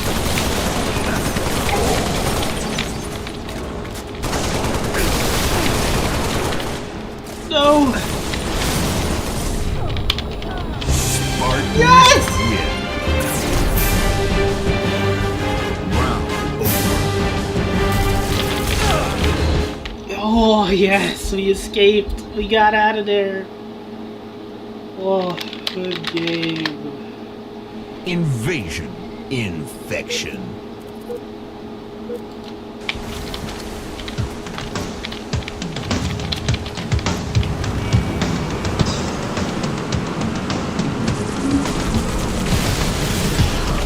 First strike.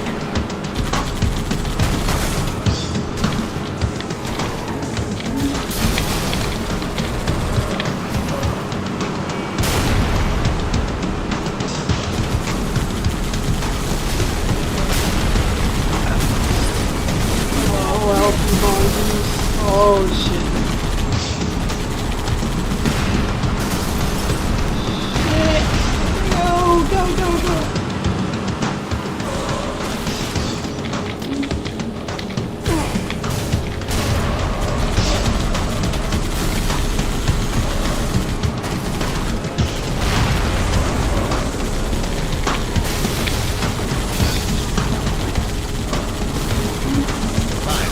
Remaining.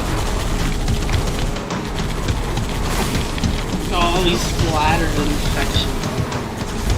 Oh, this is so fun.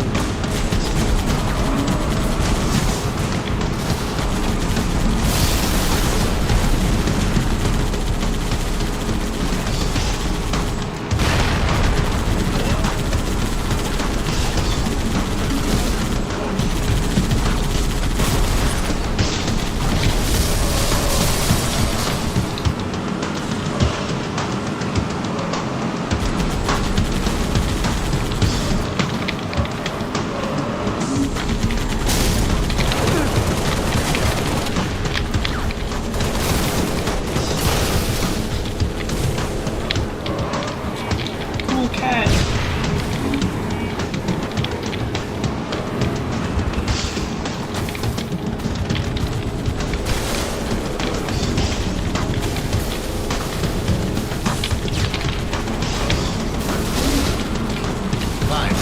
Remaining.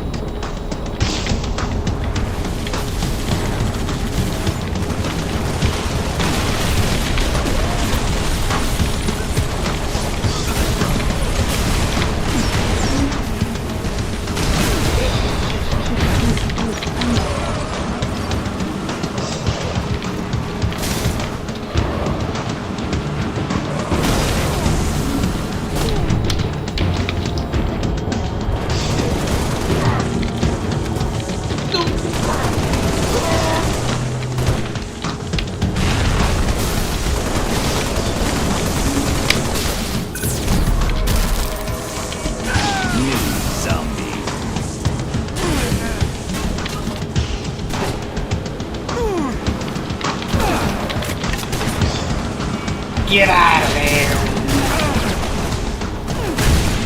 Oh god.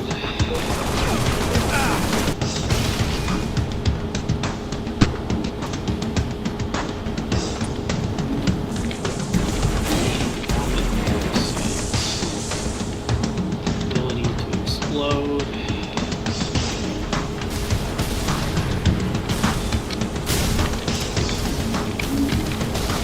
Minutes remaining.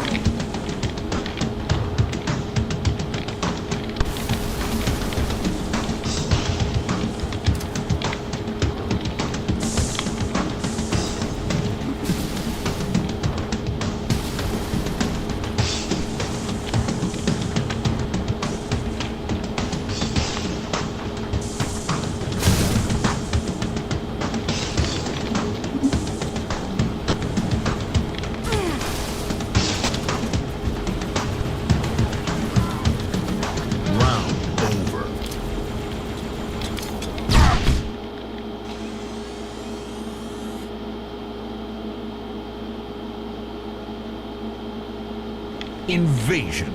Infection. Analyzing. Skullamanjaro. Analyzing.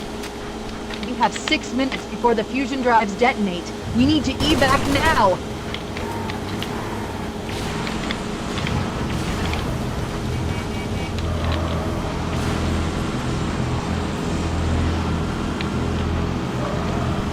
God damn it, gotta do this. Oh, fuck. Gotta do this in the dark and while there's lightning, I guess. Holy shit, though, this is so fucking cool.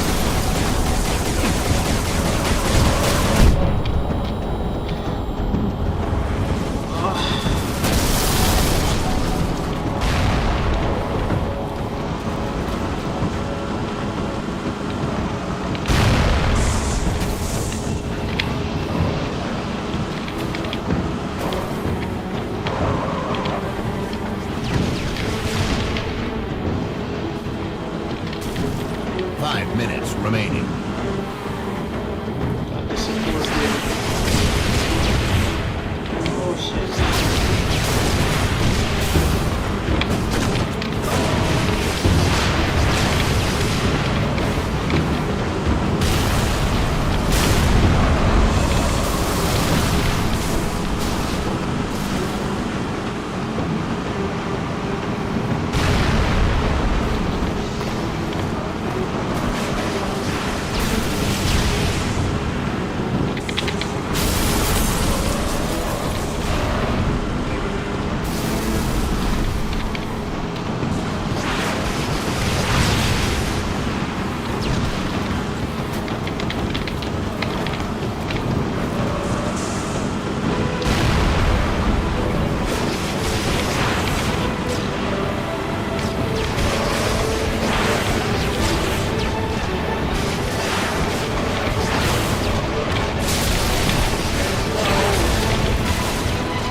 5 minutes remaining.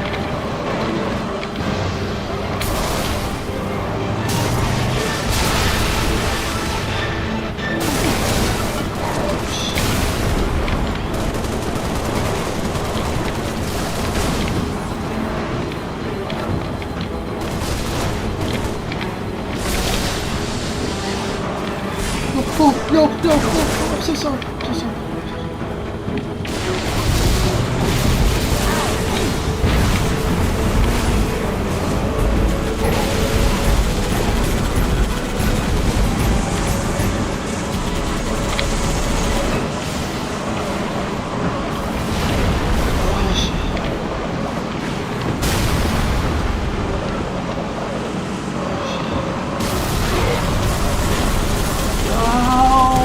Jesus Christ!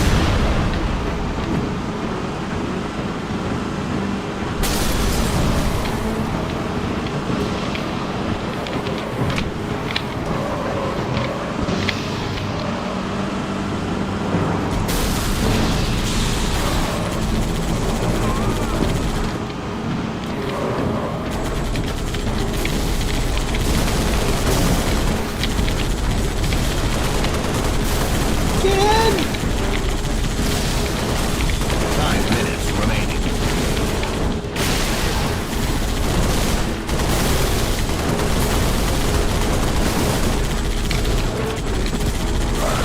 Shit!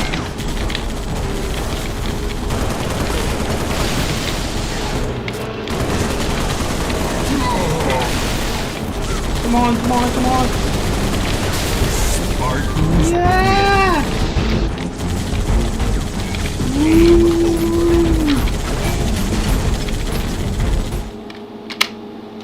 Oh, that was fun.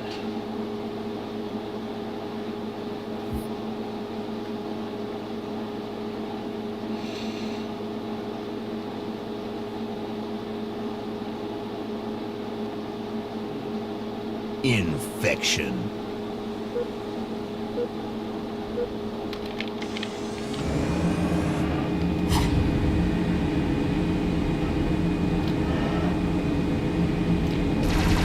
Is this like Star Wars Battlefront?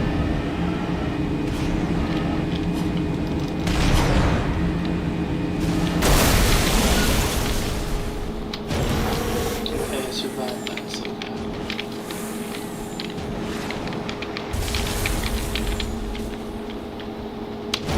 Okay, so we're at Star Wars Battlefront, essentially. You gotta hijack their ships.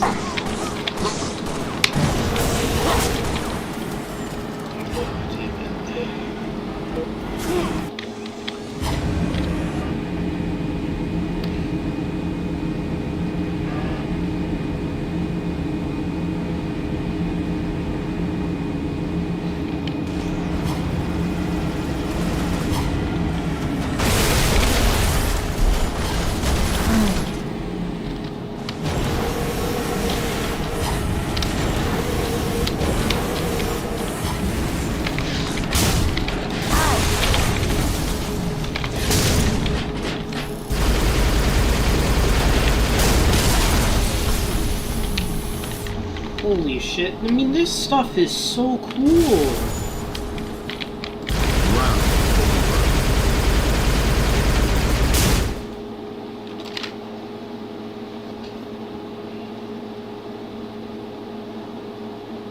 Infection.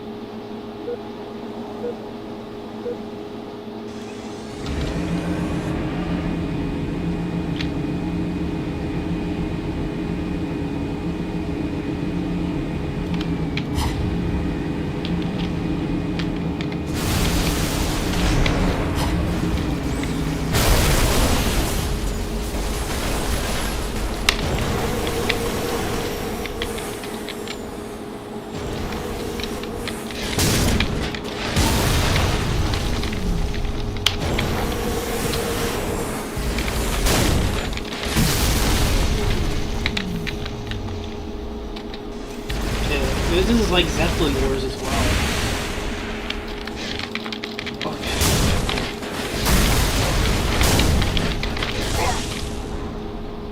Okay. Crash activated, holy shit.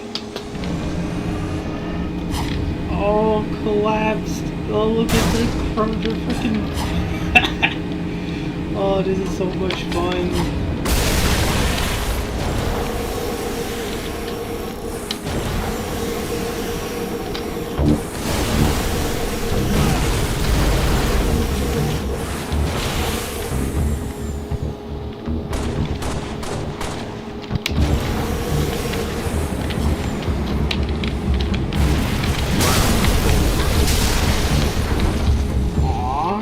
To blow it up.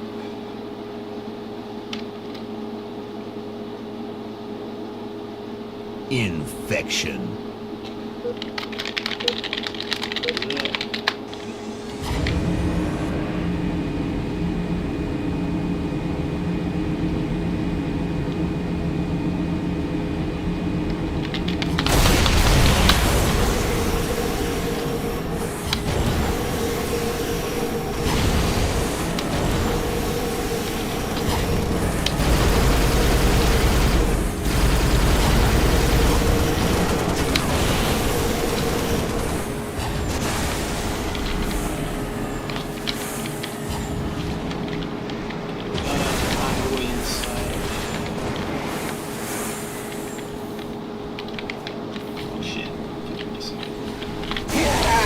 Yeah.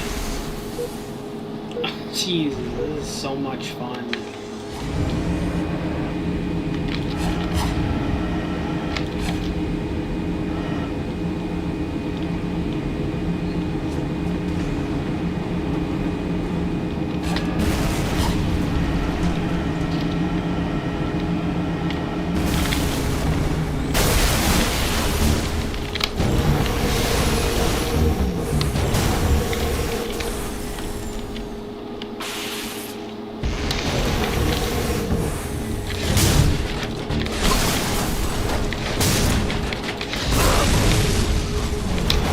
Holy shit, it's crashing! Holy shit!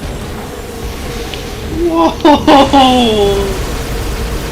Holy shit! Holy shit, this boat is so cool. Let's be a robot.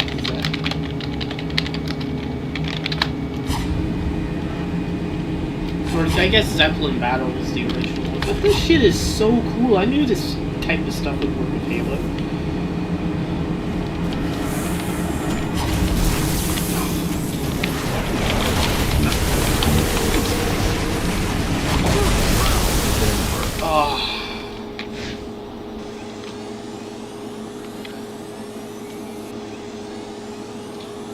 haven't had a chance to be on the defense yet. I've been mostly the offense. Infection. Oh, now I'm the defense.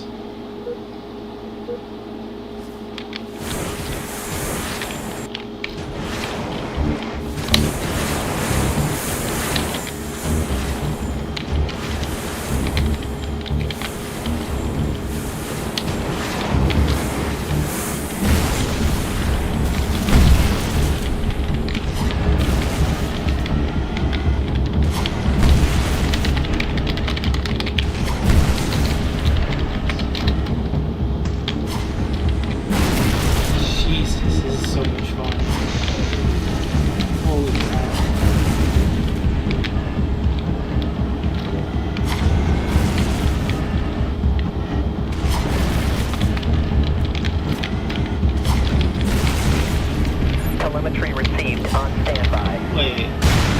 Oh. We're getting bombed.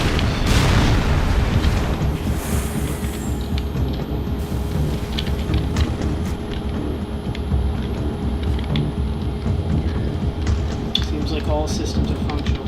Yes, he's giving you to the USB gritty. We need support. Holy shit.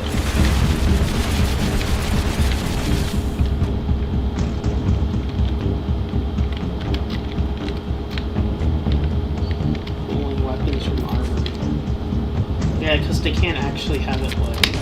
Affirmative, we're going to shoot. Over.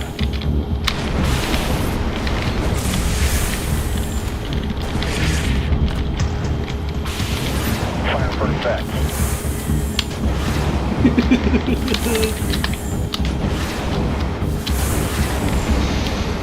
Acknowledge. Shoot as a go. Out.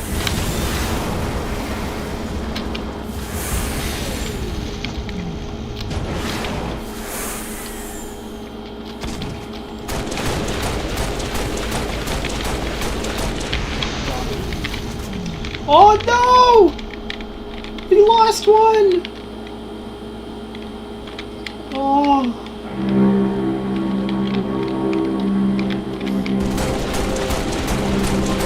Fucking dick, play that music. Oh shit.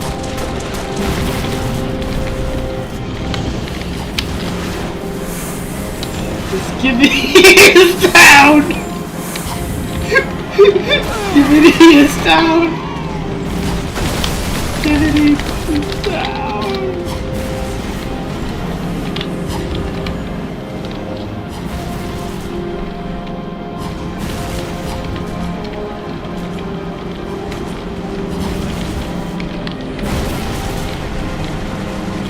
Oh, we're being attacked from all angles. Last man standing. Oh no! I'm the last line of defense. Come on, come on, come on. Yeah, you're not coming in here. Come on. I'm defending this with my life. No! No!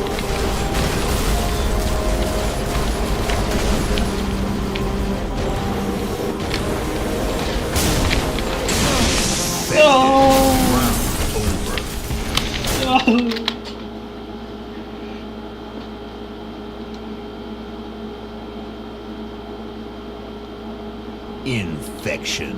Game over. Aww. That was so much fun. That was odd. ODST file gritty.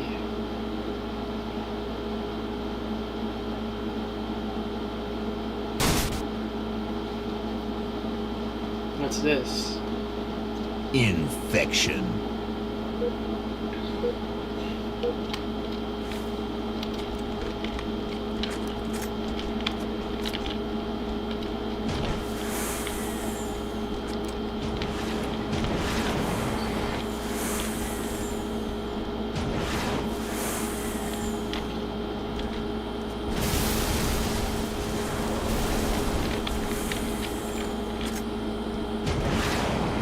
Come on, we need better loadout.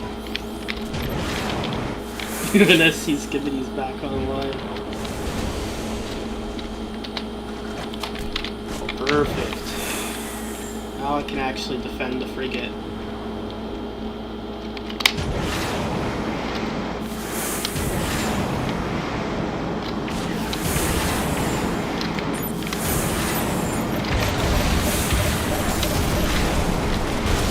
Okay, I think I got him.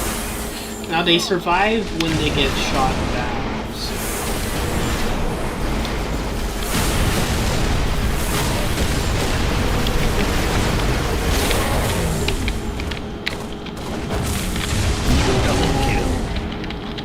Okay, we lost ammo. Gotta go refill.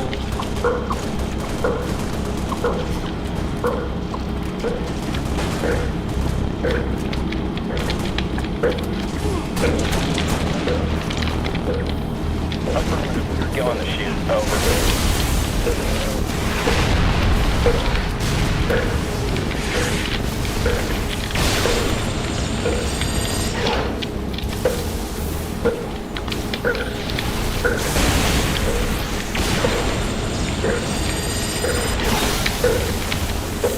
Intruder!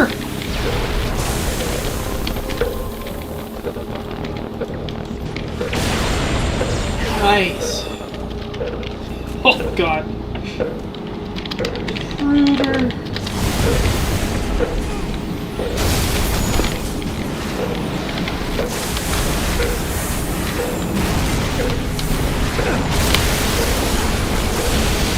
Damn it.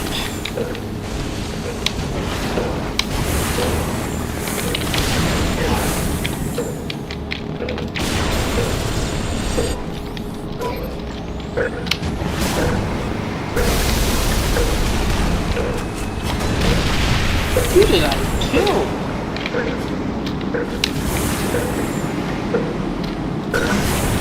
Killing spree.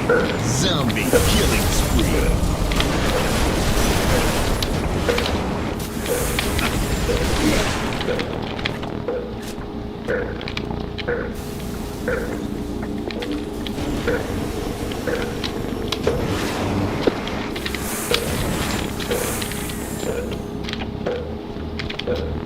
We need to get back to the top and defend it.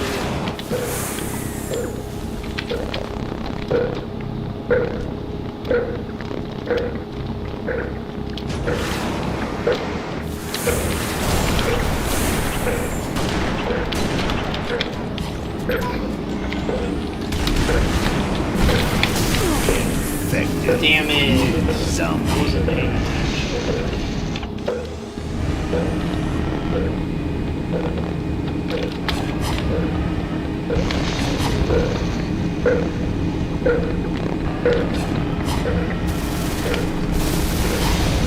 Oh, he's still on board. Oh.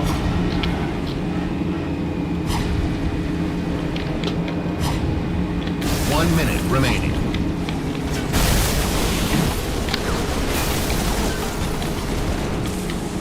One down, one more.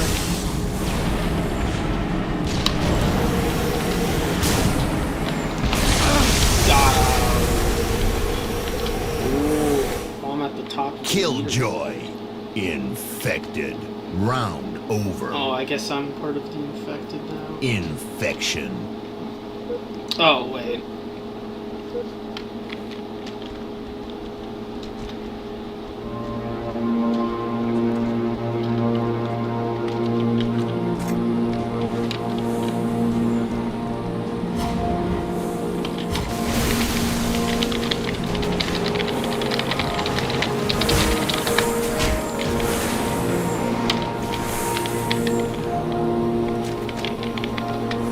Nice. Has to work.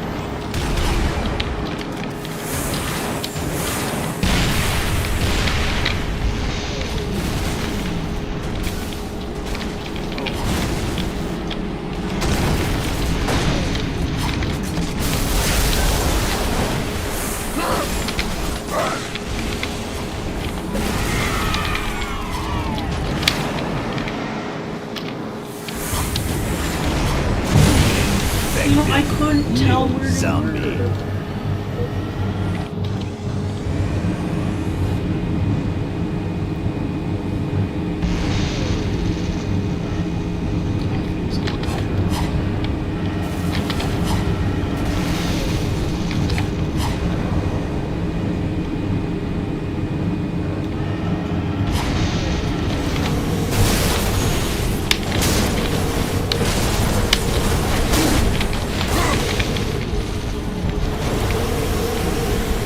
Oh shit. Oh god.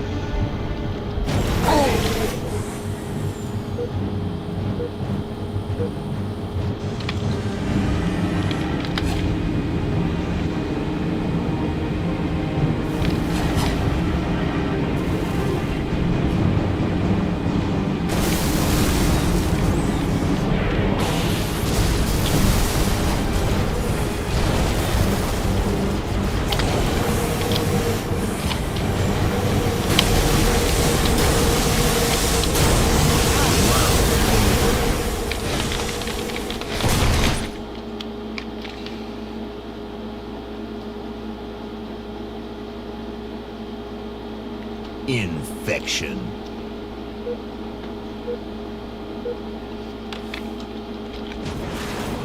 Oh. I was blessed by power. Starting easy.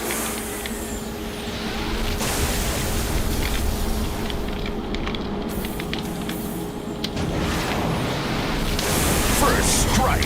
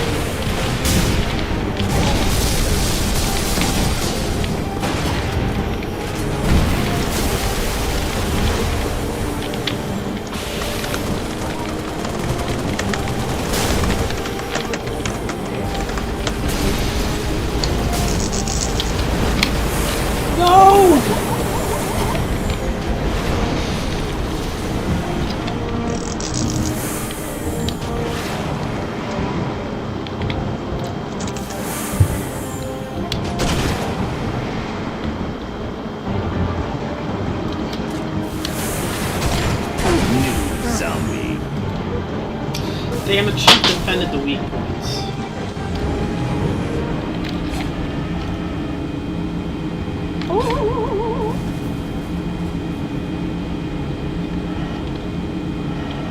Telemetry received. On standby.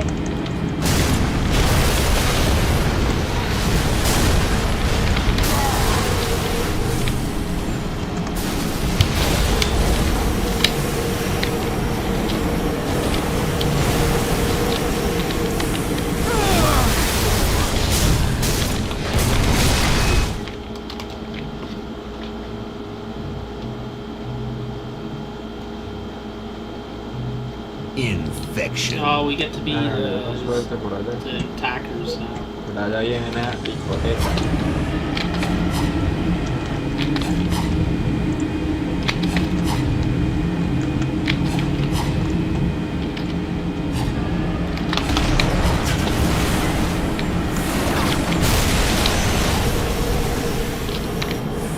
You know, I just done myself.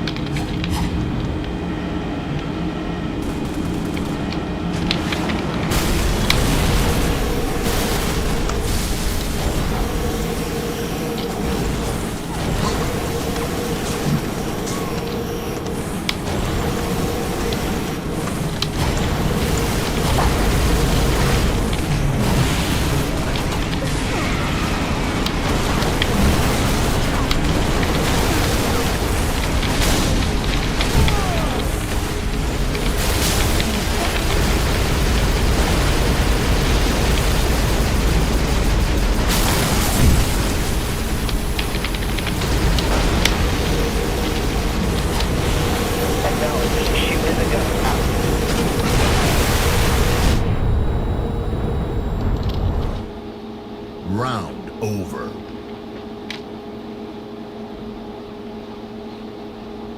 Infection.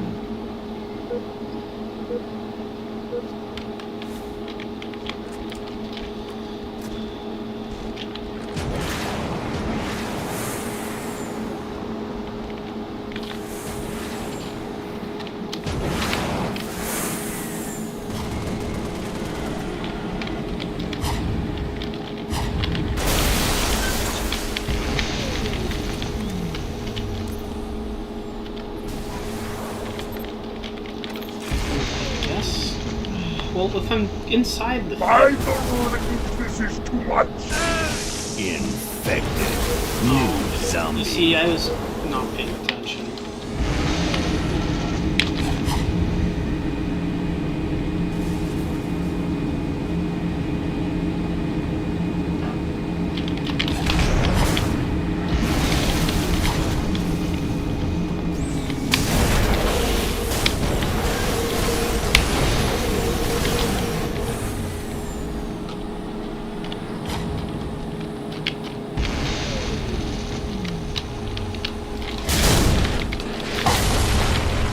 Oh, we got the last one.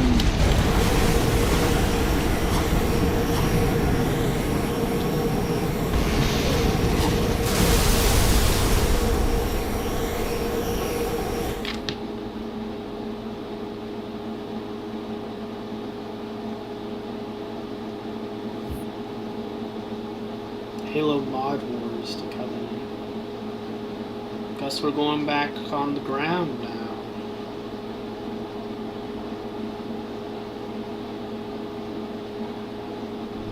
Custom. Invasion. Defense.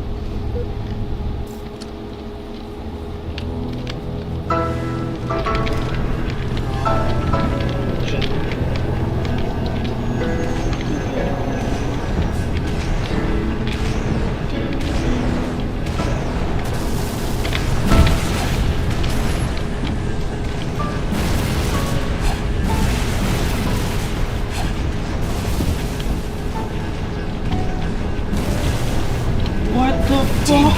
Game. What the fuck? What, they're actually coming down in pelicans? What?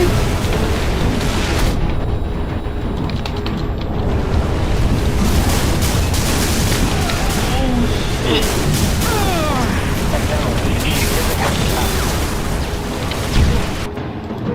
What the fuck? This is so cool! Holy under attack. shit!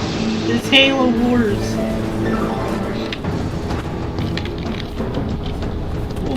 What do we have extra enemies?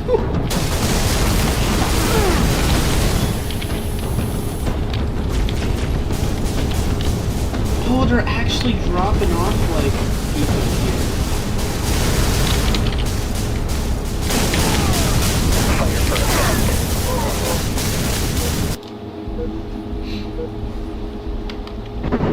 Alpha under attack.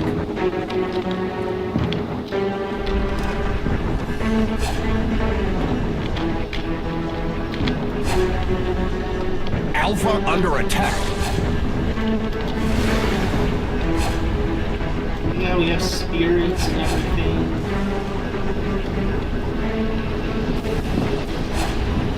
Alpha under attack.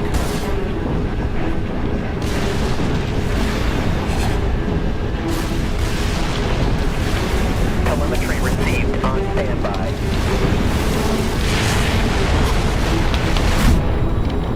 Alpha under attack.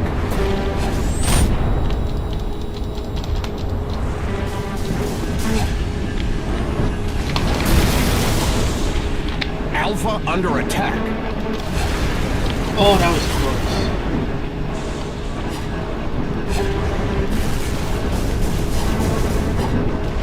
Alpha under attack.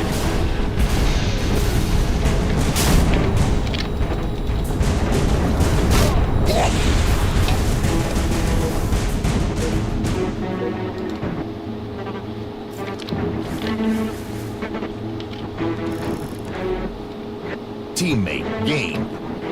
Oh, we can get inside the spirit. Oh, this is so cool. Alpha under attack. This is so cool. Spirit.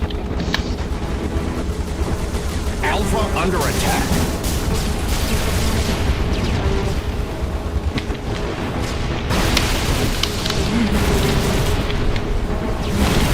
Alpha under attack.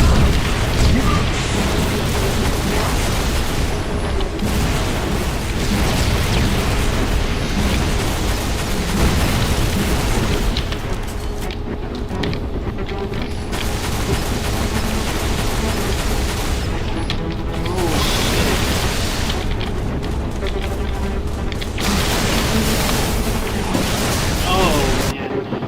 I really feel like a commander.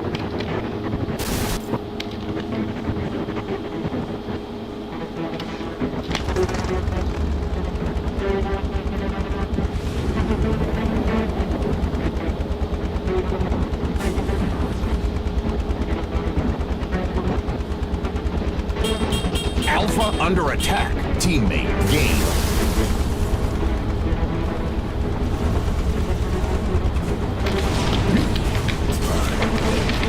Alpha under attack.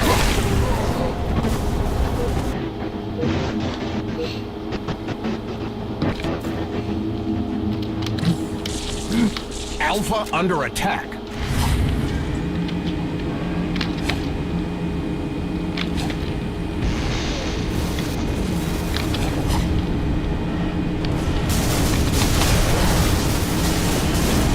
Alpha under attack. Killjoy. Oh, that was sick.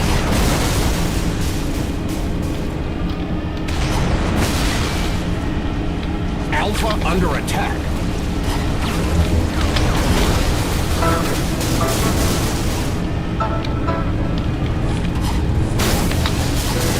Alpha under attack.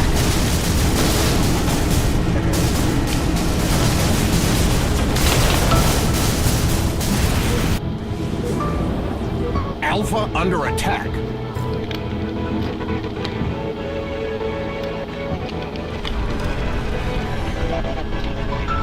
Dock vehicle. Alpha under attack.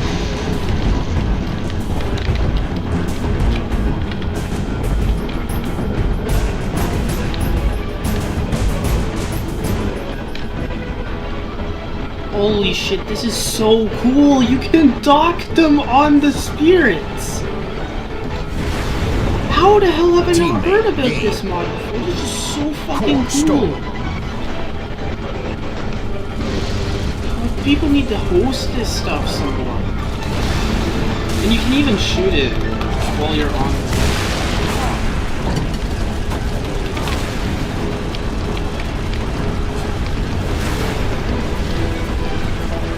people coming down and drop pods.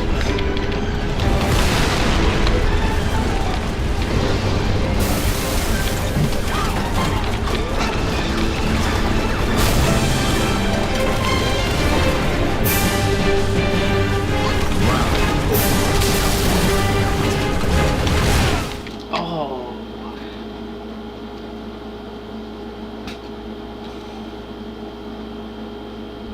Custom Invasion Offense.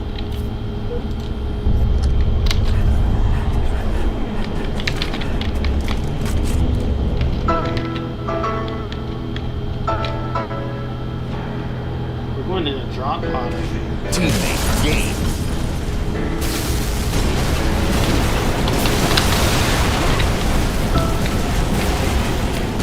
First strike. Holy shit.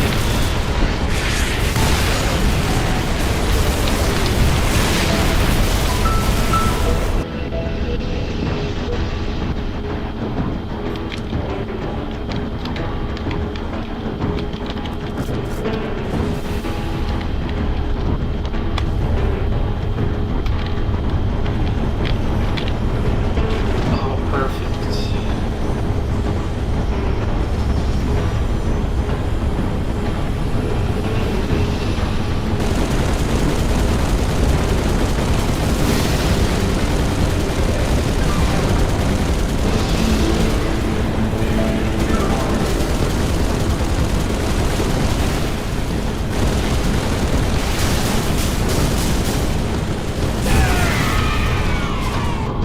Yeah, I should have went for the Banshee.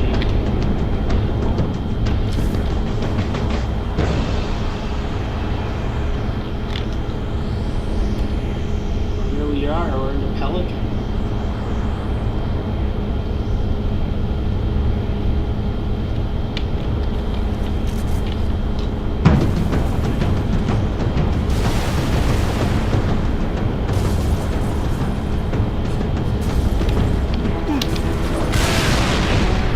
Teammate game.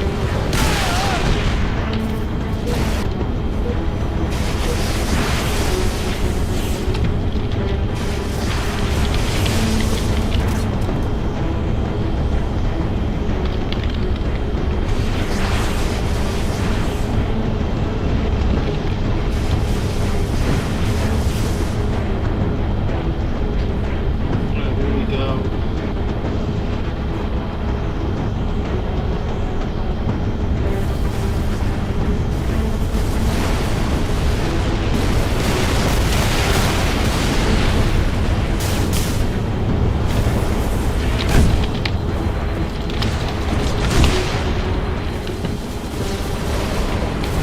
Oh, come on.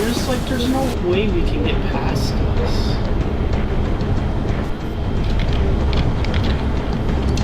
Unless we have a rocket.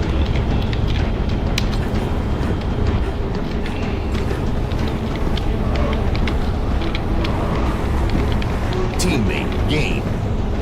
Mr. Battery.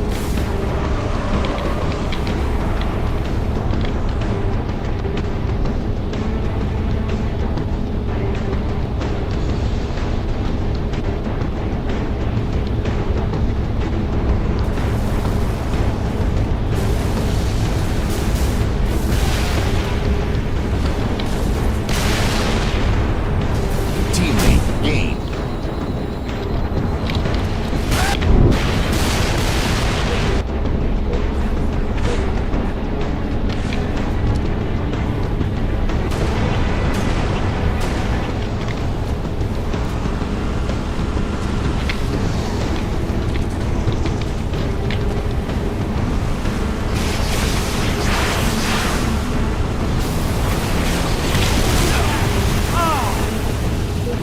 God damn it.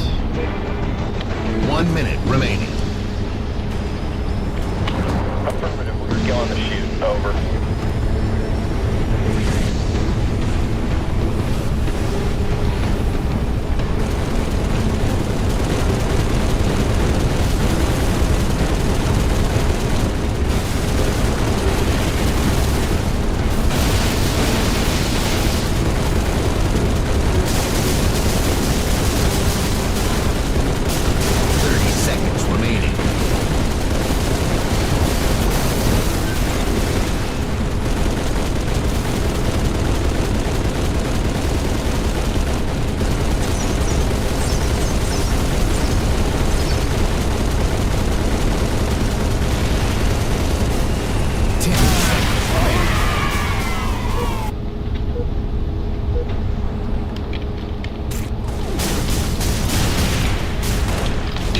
elites win. Game over.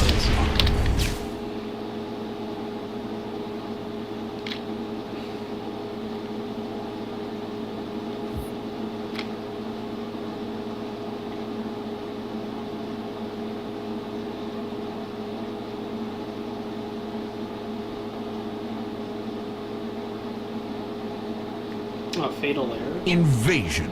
Infection. Offense.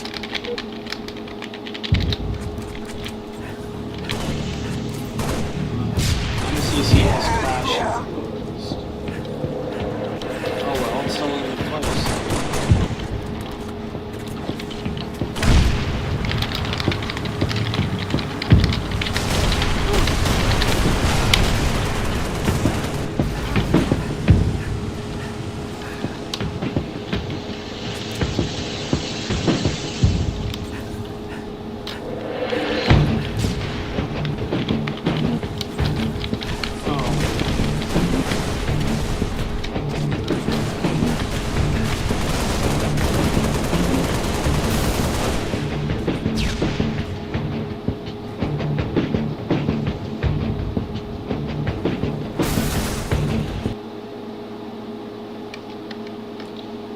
Okay, maybe I was wrong.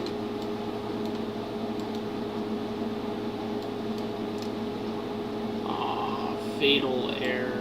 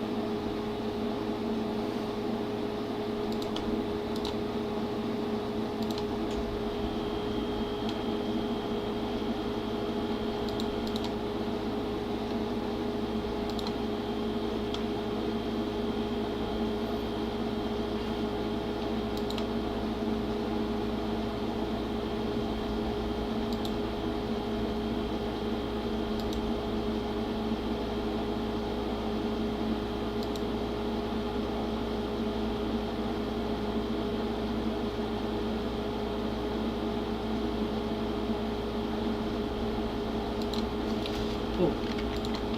Speaking of mods, holy shit, guys. Halo Reach Forge has some crazy fucking mods.